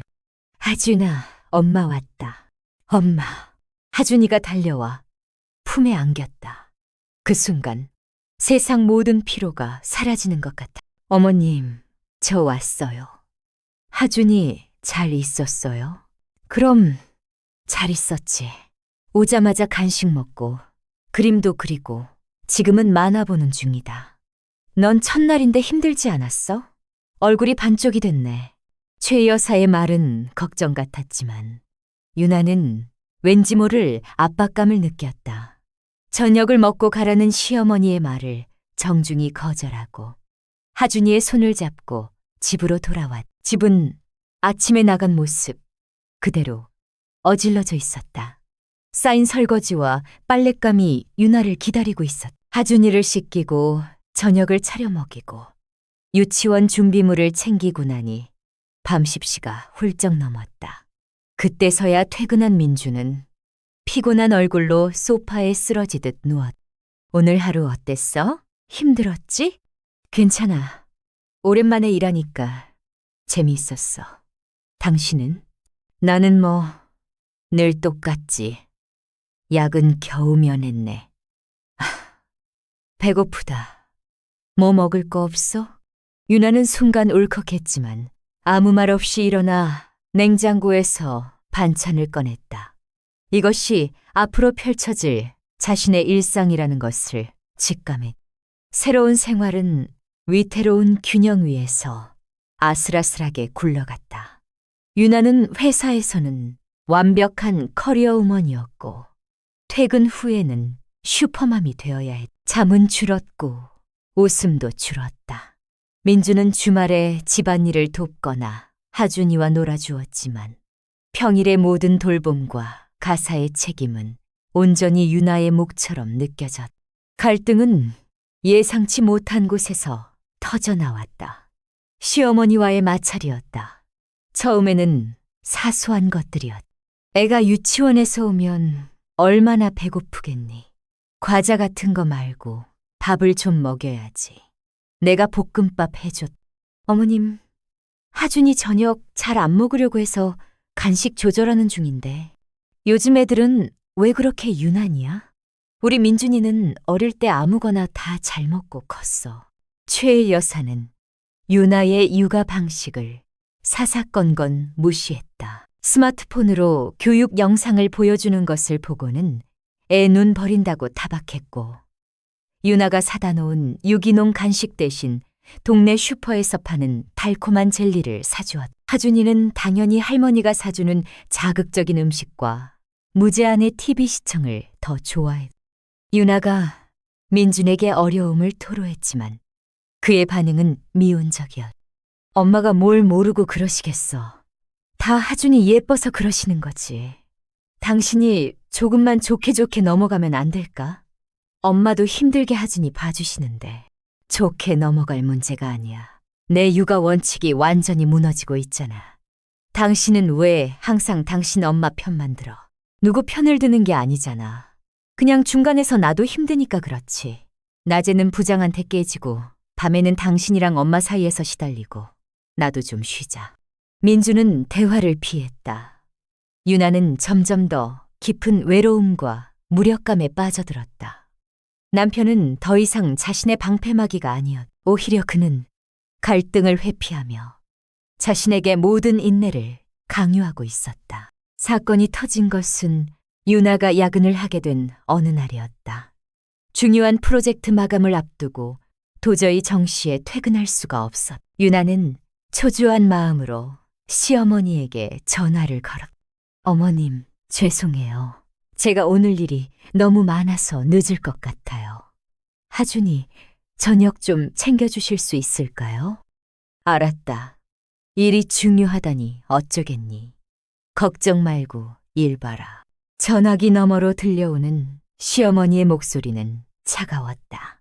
밤 9시가 넘어 파김치가 되어 시댁에 도착했을 때 하준이는 소파에서 곤히 잠들어 있었다. 최 여사는 싸늘한 얼굴로 유나를 맞았다. 왔니? 애가 엄마를 얼마나 기다리다 잠들었는지 아니? 저녁도 굶고. 네? 저녁을 굶어요? 제가 저녁 챙겨달라고 부탁드렸잖아요. 내가 주먹밥을 만들어서 입에 넣어줘도 싫다고 울고불고 난리인데 억지로 먹일 수는 없지 않니?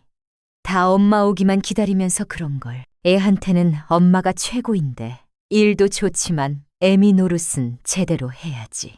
그 순간 유나의 머릿속에서 무언가 툭 하고 끊어지는 소리가 났다. 지난 몇 달간 억눌러왔던 모든 감정이 한꺼번에 폭발했다. 어머님, 어떻게 그런 말씀을 하세요?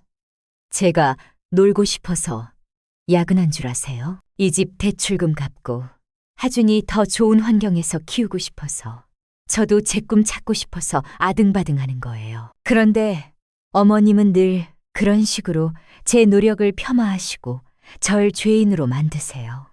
하준이 저녁 굶긴 게 정말 제 탓이에요? 어머님이 정말로 아이를 생각하셨다면 어떻게든 달래서 한 숟갈이라도 먹이셨어야죠. 이건 어머님이 저한테 화풀이 하신 거잖아요. 유나의 격앙된 목소리에 최 여사의 얼굴이 새하얗게 질렸다. 뭐? 화풀이? 내가 내 손주 굶겨가면서 너한테 화풀이를 했다고? 야, 서유나. 너 정말 이젠 눈에 뵈는 게 없구나. 내가 힘들게 손주 봐줬더니 이제는 나한테 큰 소리야. 힘들게 봐주시는 거 알아요. 감사해요. 하지만 그게 제 모든 삶에 간섭하고 저를 무시할 자격은 아니에요. 어머님은 절 존중하지 않으세요. 하준이, 엄마로서의 제자리를 인정하지 않으시는 거라고요. 두 사람의 고성이 오가는 사이 잠에서 깬 하준이가 울음을 터뜨렸다. 엄마, 할머니, 싸우지 마. 아이의 울음소리에 유나는 정신이 번쩍 들었다. 그녀는 울고 있는 하준이를 끌어안았다. 더 이상 이곳에 머물고 싶지 않았다. 하준아, 가자. 우리 집으로 가자. 유나는 겉옷도 챙겨 입히지 못한 채 잠옷바람에 하준이를 안고 시댁을 뛰쳐나왔다. 차가운 밤 공기가 살을 애는 듯해 집으로 돌아오는 내내 유나의 눈에서는 뜨거운 눈물이 멈추지 않았다. 그날 밤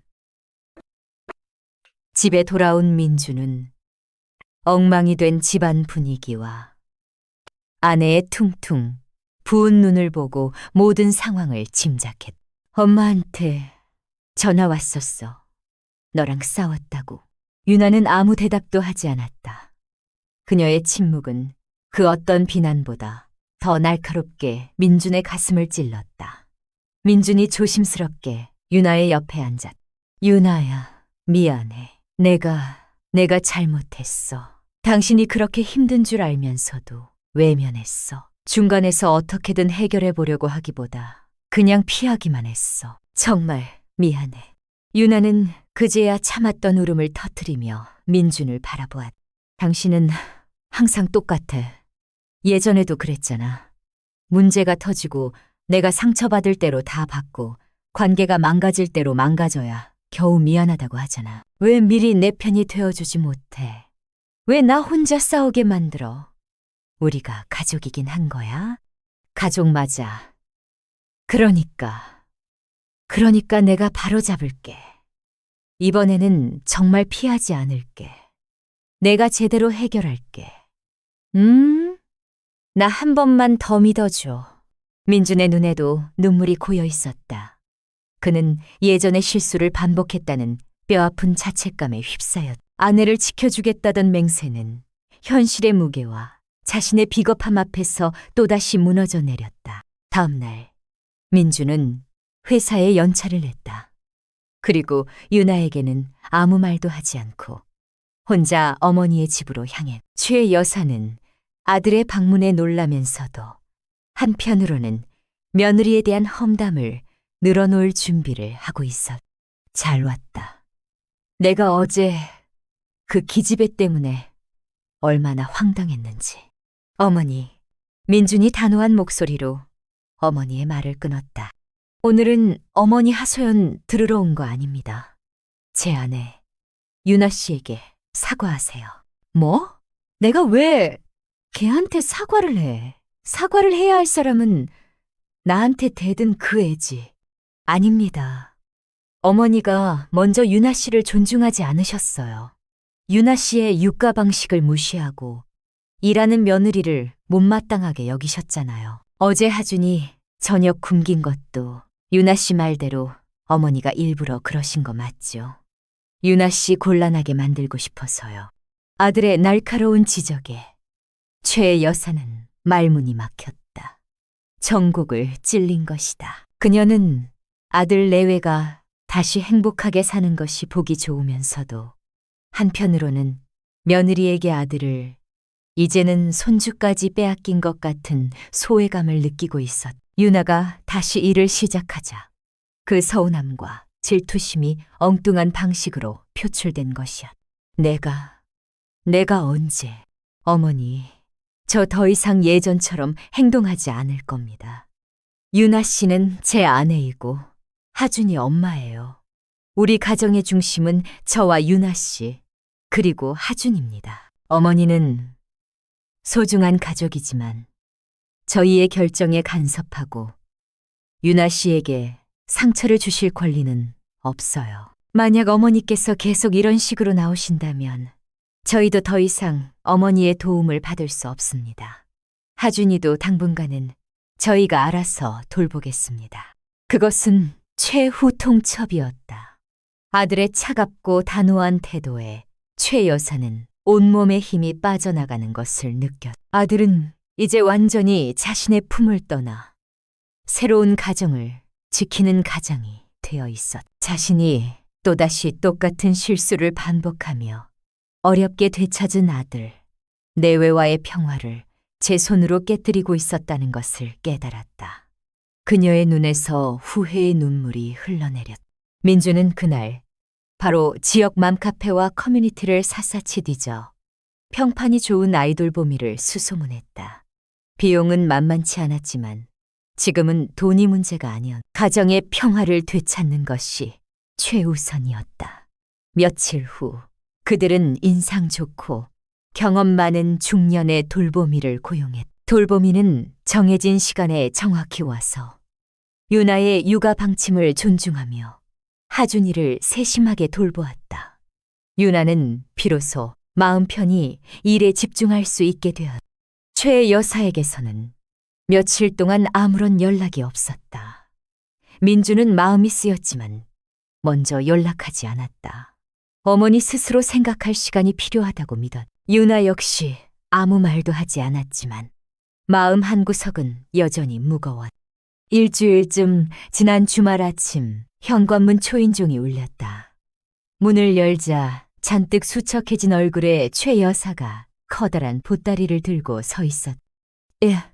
그녀는 아무 말 없이 안으로 들어와 부엌 식탁 위에 보따리를 풀어놓았다. 유나가 좋아하는 갈비찜, 잡채, 하준이가 좋아하는 생선구이 등 정성껏 만든 반찬들이 가득했다. 일하느라 힘들 텐데 밥은 잘 챙겨 먹고 다녀라. 그것이 그녀의 사과 방식이었다. 유나의 눈시울이 뜨거워졌다. 어머니, 들어오셔서 같이 식사하세요. 그날 아침 세 사람은 오랜만에 함께 식탁에 둘러앉았다. 어색한 침묵 속에서 밥 먹는 소리만 들렸지만 그 어떤 대화보다 더 많은 이야기가 오가는 식사였다. 식사가 끝날 무렵 최 여사가 조심스럽게 입을 열었다.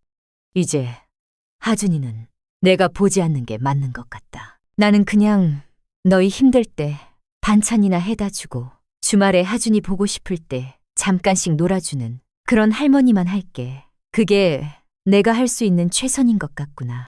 그 말에는 자신의 한계를 인정하는 씁쓸함과 그럼에도 불구하고 가족의 곁에 남고 싶어하는 간절함이 묻어 있었다. 유나는 자리에서 일어나 최 여사의 손을 조용히 잡았다.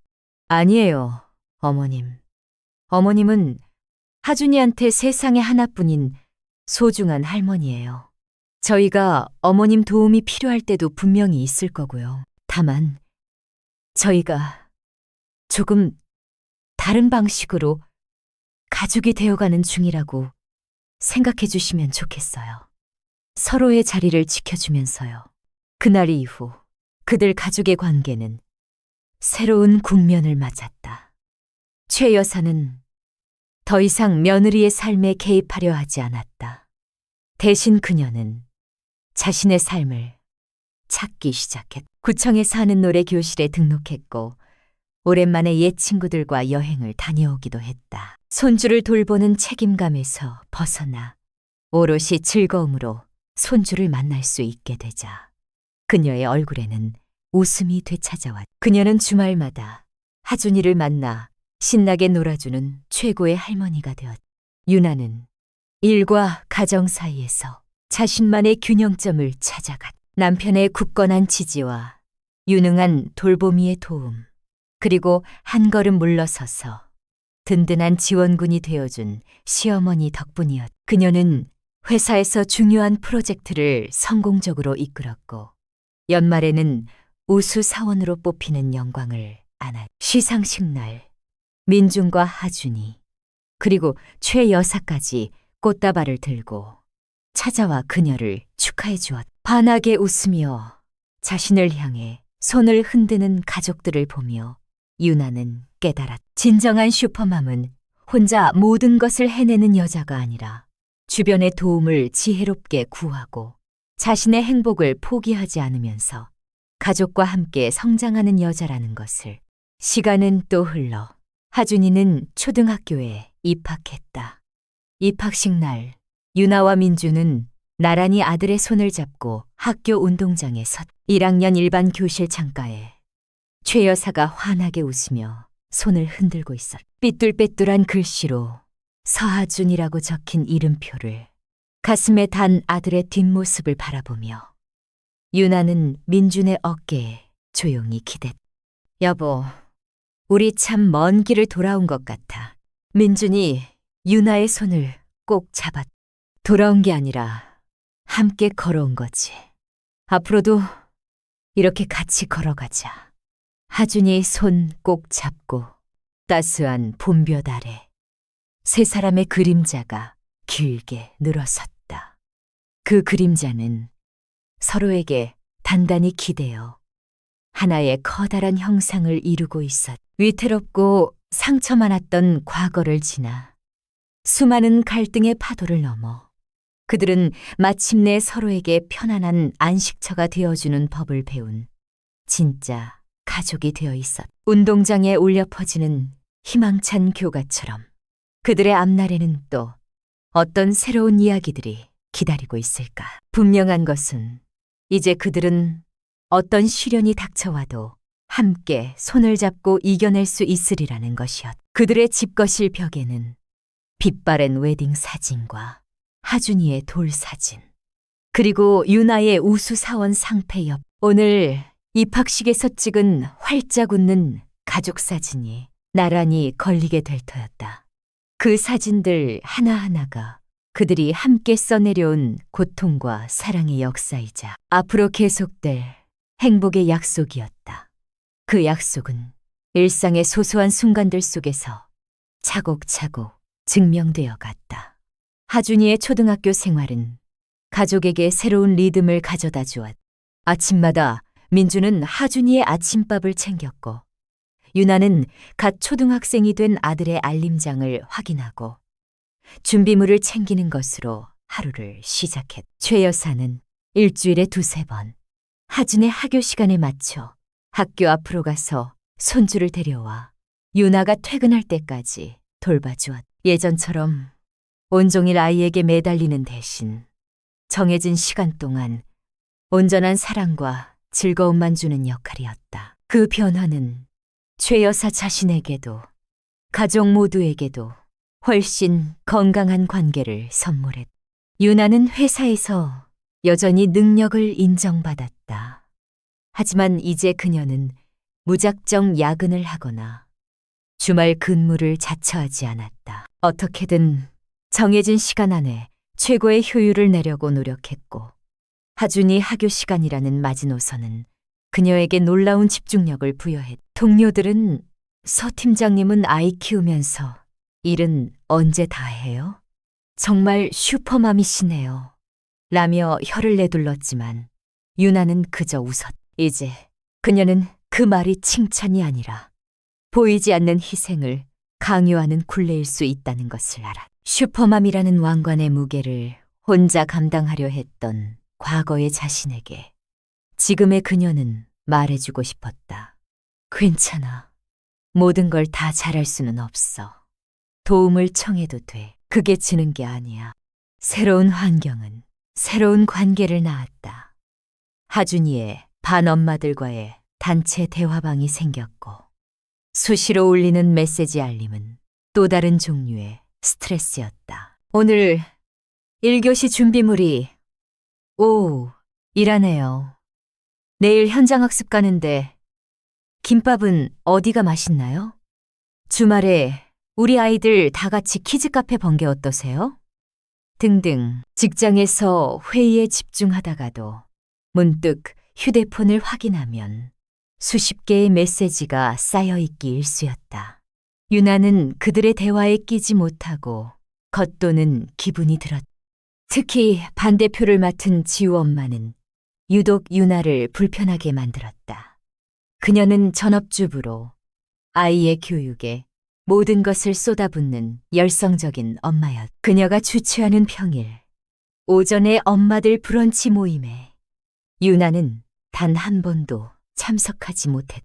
어느 날 단체 대화방에 녹색어머니회 순번 공지가 올라왔다. 아이들의 등굣길 교통지도를 하는 활동이었다. 유나의 이름은 가장 바쁜 월요일 아침으로 배정되어 있었다. 도저히 시간을 낼 수 없었다. 유나는 곤란한 마음으로 개인 메시지를 보냈다. 지우 어머님, 안녕하세요.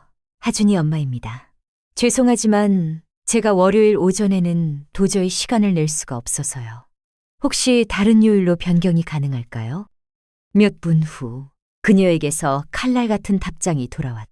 어머님, 다들 바쁜 시간 쪼개서 하는 거예요. 유나 씨만 직장 다니는 거 아니고요. 단체 생활인데 혼자만 사정 봐달라고 하시면 곤란하죠.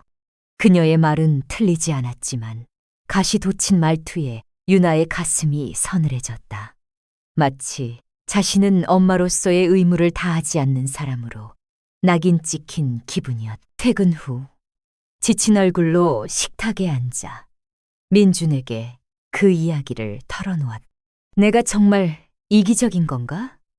다들 어떻게 저렇게까지 하면서 아이를 키우는 거지? 나는 부족한 엄마인 것 같아. 유나의 자책 섞인 말에 민준이 그녀의 손을 잡았다. 무슨 소리야. 당신만큼 하준이 생각하는 사람이 어디 있어. 방식이 다른 것뿐이지. 그리고 그건 당신 혼자 짊어질 짐이 아니잖아. 우리 같이 해결해야지. 걱정 마. 내가 방법 찾아볼게. 다음 날 아침 민주는 유나 대신 단체 대화방에 정중한 글을 올렸다. 하준 아빠입니다. 아내가 월요일 오전에 중요한 회의가 있어 녹색 어머니회 활동이 어렵다고 합니다. 제가 대신 그날 연차를 쓰고 참여하도록 하겠습니다. 혹시 아빠가 참여하는 것이 규정에 어긋나는지 문의드립니다. 그의 메시지에 대화방은 순간 조용해졌다. 잠시 후 몇몇 엄마들이 아버님이 하셔도 괜찮아요. 정말 멋진 아빠시네요. 와 같은 긍정적인 반응을 보였다. 지우 엄마는 더 이상 아무 말도 하지 않았다. 그날 저녁, 민주는 약속대로 월요일 아침에 교통지도를 하고 왔다며 노란 조끼를 입고 찍은 인증샷을 유나에게 보내왔다. 사진 속에서 어색하게 웃고 있는 남편의 모습에 유나는 웃음이 터져나왔다. 그리고 가슴 한구석이 뭉클해졌다. 혼자 끙끙 앓던 문제를 든든한 남편이 나서서 해결해준 경험은 그녀에게 수만 마디의 위로보다 더 큰 힘이 되었다. 최 여사 역시 든든한 지원군이었다. 학교에서 가끔 가족 신문 만들기나 재활용품으로 작품 만들기 같은 숙제를 내줄 때면 워킹맘인 유나는 막막하기만 했다. 그럴 때마다 최 여사가 하준이와 머리를 맞대고 앉아 신문을 오려붙이고 페트병으로 로봇을 만들어 주었다. 요즘 학교는 뭘 이렇게 시키는 게 많다니. 이건 애들 숙제야. 엄마 숙제야. 투덜거리면서도 그녀의 손은 야무지게 움직였다. 완성된 작품을 들고 기뻐하는 하준이의 모습을 보며 최 여사는 흐뭇한 미소를 지었다. 유나는 시어머니에게 진심으로 감사했다. 어머님, 정말 감사해요. 어머님 안 계셨으면 어쩔 뻔했어요. 됐다. 내가 이 정도도 못 해주겠니? 너는 너대로 밖에서 힘든 일 하는 거고 나는 나대로 안에서 도울 수 있는 걸 돕는 거지. 이게 다 우리 강아지 잘 되라고 하는 일 아니겠냐. 최 여사의 말에는 더 이상 며느리를 향한 가시나 원망이 없었다. 그저 손주와 아들 내외를 위하는 순수한 마음만이 담겨 있었다. 서로의 영역을 존중하고 각자의 자리에서 최선을 다해 서로를 돕는 것. 그것이 그들이 새롭게 찾아낸 가족의 형태였다. 평화로운 나날들이 물처럼 흘러갔다. 하준이는 학교에 완벽하게 적응했고 유나는 새로운 프로젝트를 맡아 바쁘지만 보람 있는 하루하루를 보냈다. 민주는 승진 심사를 앞두고 있었고 최 여사는 노래교실에서 사귄 친구들과 주말마다 등산을 다니며 활기찬 노년을 보내고 있었다. 모든 것이 제자리를 찾은 듯했다. 하지만 인생의 파도는 예고 없이 찾아오는 법이다. 그날은 유나가 중요한 프레젠테이션을 막 끝내고 안도의 한숨을 내쉬고 있을 때였다. 발신인이 민준으로 찍힌 전화가 걸려왔다. 평소 근무 시간에는 거의 전화를 하지 않는 남편이었다. 여보, 나 발표 잘 끝냈어. 이따 저녁에 맛있는 거 먹자. 유나의 밝은 목소리와 달리 수화기 너머로 들려오는 민준의 목소리는 다급하고 떨리고 있었다. 유나야, 큰일 났어. 어머니가 쓰러지셨대. 순간 유나의 머릿속이 하얘졌다. 뭐? 쓰러지다니? 어디서? 지금은 어떠신데? 노래 교실 갔다가 나오시는 길에 갑자기 쓰러지셨다고. 같이 있던 친구분이 발견해서 119에 신고했대. 지금 5호병원 응급실이야. 나 지금 그리로 가고 있어. 당신도 올 수 있겠어? 가야지. 당연히 가야지. 바로 갈게. 유나는 팀장에게 사정을 이야기하고 허둥지둥 회사를 빠져나왔다. 택시를 타고 병원으로 가는 내내 손이 벌벌 떨렸다. 불과 며칠 전에도 김치 담갔으니 와서 가져가라며 활기차게 통화했던 시어머니였다. 그녀의 갑작스러운 소식은 현실감 없이 느껴졌다. 응급실에 도착했을 때 민주는 이미 하얗게 질린 얼굴로 수술실 앞을 지키고 있었다. 어떻게 된 거야? 의사가 뭐래? 뇌출혈이래. 골든타임 놓치지 않고 바로 수술 들어가야 한다고. 지금 수술 중이야. 민준의 목소리는 물에 젖은 솜처럼 무겁게 가라앉아 있었다. 유나는 아무 말도 할 수 없었다. 그저 남편의 옆에 나란히 앉아 차가운 그의 손을 잡아주는 것밖에는. 얼마나 시간이 흘렀을까. 수술실에 빨간 등이 꺼지고 의사가 피곤한 얼굴로 걸어 나왔다. 수술은 잘 끝났습니다. 하지만 출혈량이 많아서 앞으로 며칠이 고비입니다. 의식을 회복하는지 지켜봐야 합니다. 의사의 말은 희망적이면서도 절망적이었다. 최 여사는 중환자실로 옮겨졌다. 온갖 기계를 몸에 단 채 미동도 없이 누워있는 시어머니의 모습은 낯설고 위태로워 보였다. 늘 강하고 꼿꼿했던 사람이 저렇게 작고 연약하게 누워있다는 사실이 믿기지 않았다. 민주는 유리창 너머로 어머니를 보며 소리 없이 눈물을 흘렸다. 유나는 그런 남편의 등을 가만히 쓸어주었다. 그날부터 고된 간병 생활이 시작되었다. 민준과 유나는 번갈아가며 회사를 쉬고 병원을 지켰다. 하준이는 당분간 돌봄이 아주머니가 종일 봐주기로 했다. 집과 회사, 병원을 오가는 강행군 속에 두 사람의 얼굴은 점점 수척해져 갔다. 며칠이 지나도 최 여사는 의식을 회복하지 못했다. 의사는 마음의 준비를 해야 할지도 모른다는 비관적인 이야기를 꺼냈다. 민주는 거의 무너져 내렸다. 내가 잘못했어. 어머니 혼자 계시게 하는 게 아니었는데. 좀 더 자주 찾아뵙고 더 잘해드렸어야 했는데. 끝없는 자책감에 빠진 남편을 보며 유나는 마음을 다잡았다. 지금 무너질 사람은 자신이 아니었다. 아니야, 여보. 당신 탓 아니야. 그리고 아직 끝난 거 아니잖아. 어머님 강한 분이시잖아. 분명히 이겨내실 거야. 그러니까 우리 조금만 더 힘내자. 유나는 꿋꿋하게 민준을 위로하고 병원 절차를 처리하고 하준이를 챙겼다. 그녀는 잠든 시어머니의 침대 곁에 앉아 물수건으로 그녀의 얼굴과 손발을 정성껏 닦아주었다. 한때는 그토록 미워하고 원망했던 사람이었다. 그녀의 말 한마디에 천국과 지옥을 오갔고 그녀 때문에 숨막히는 밤을 수없이 보냈다. 그런데 지금 아무런 방어막 없이 누워있는 그녀를 보니 미움이나 원망 같은 감정은 눈 녹듯 사라지고 그저 안쓰럽고 애틋한 마음만이 남았다. 유나는 나지막이 시어머니에게 말을 걸었다. 어머님, 저 유나예요. 들리세요? 어머님이 좋아하시는 갈비찜. 제가 똑같이 만들지는 못해도 흉내는 낼 수 있는데 일어나셔서 맛 좀 봐주셔야죠. 하준이가 할머니 보고 싶다고 매일 울어요.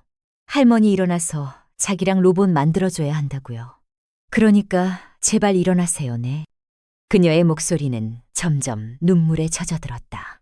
그녀는 최 여사의 말은 손을 꼭 잡았다. 그 손은 한때 아들을 빼앗아간 며느리를 향한 질투로 날카로웠지만 동시에 서툰 방식으로나마 손주를 위해 반찬을 만들고 며느리를 위해 김치를 담그던 따뜻한 손이기도 했다.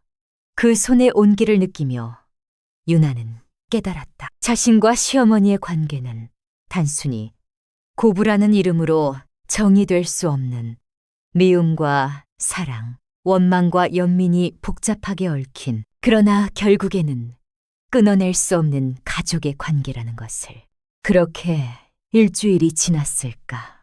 기적 같은 일이 일어났다. 유나가 여느 때처럼 시어머니의 손을 잡고 하준이의 학교 생활에 대해 조곤조곤 이야기해주고 있을 때였다. 최 여사의 손가락이 미세하게 꿈틀거렸다.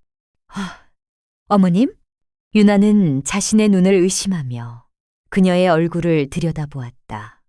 그러자 최 여사의 감겨있던 눈꺼풀이 천천히 아주 힘겹게 열렸다. 초점이 없는 눈이 허공을 잠시 헤매다 이내 유나를 향했다.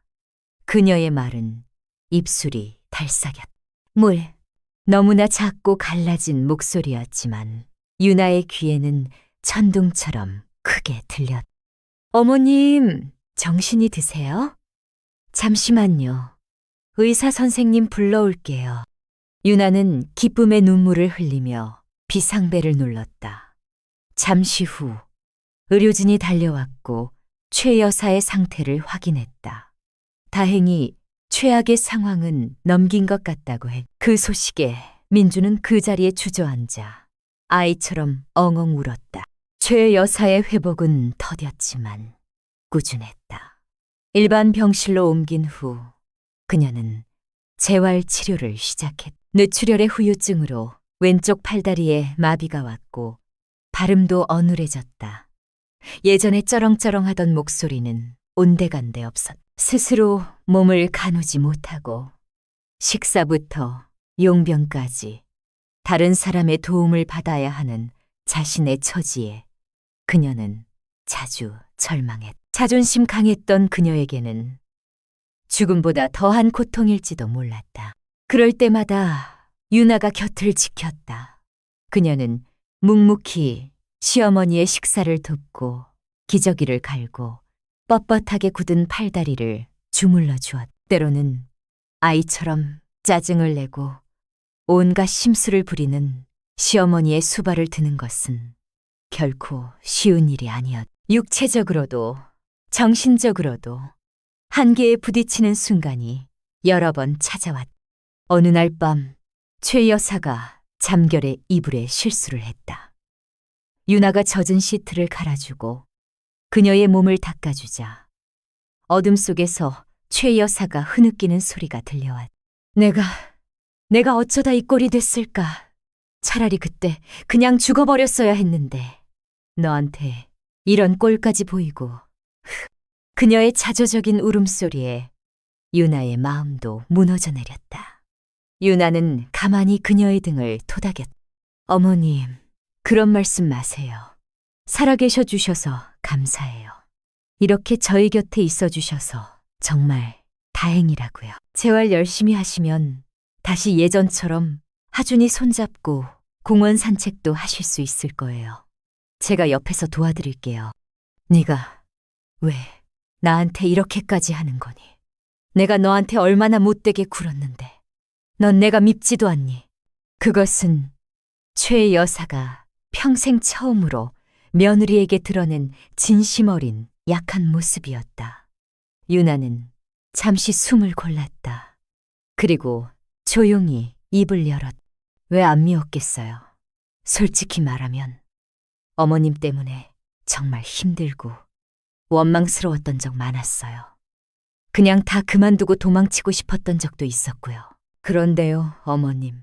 어머님이 쓰러지셨다는 소리를 듣고 중환자실에 누워 계신 모습을 보니까 그런 마음이 다 사라지더라고요. 그냥 어머님을 잃고 싶지 않다는 생각만 들었어요. 유나는 최 여사의 손을 잡았다. 어머님이 저한테 못되게 구셨던 거, 저한테 아들을, 손주를 뺏긴 것 같아서 외롭고 서운해서 그러셨다는 거. 이제는 알아요. 표현 방식이 서툴렀을 뿐이죠. 저도 마찬가지였어요. 저도 어머님한테 더 다정하게, 더 지혜롭게 다가가지 못했어요. 우리 서로 서툴렀던 거예요. 그러니까 이제 지난 일은 다 잊어요. 그리고 앞으로 잘 지내면 되잖아요. 우리 이제 진짜 가족처럼요. 유나의 진심 어린 고백에 최 여사는 한참 동안 아무 말 없이 눈물만 흘렸다. 그날 밤 두 사람 사이를 가로막고 있던 높고 두꺼웠던 벽이 마침내 허물어졌다. 몇 달 후 최 여사는 휠체어에 의지하긴 하지만 마침내 퇴원을 했다.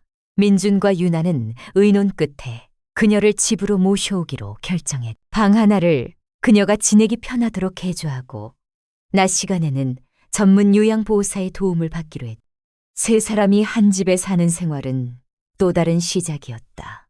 불편하고 어색한 점도 많았지만 그들은 서로에게 적응해 나갔다. 민주는 퇴근 후 어머니의 다리를 주물러 드리는 것으로 하루를 마감했고 하준이는 할머니의 휠체어를 밀어주며 재롱을 부렸다. 유나는 최 여사가 좋아하는 음식들을 연구하며 식단을 짰.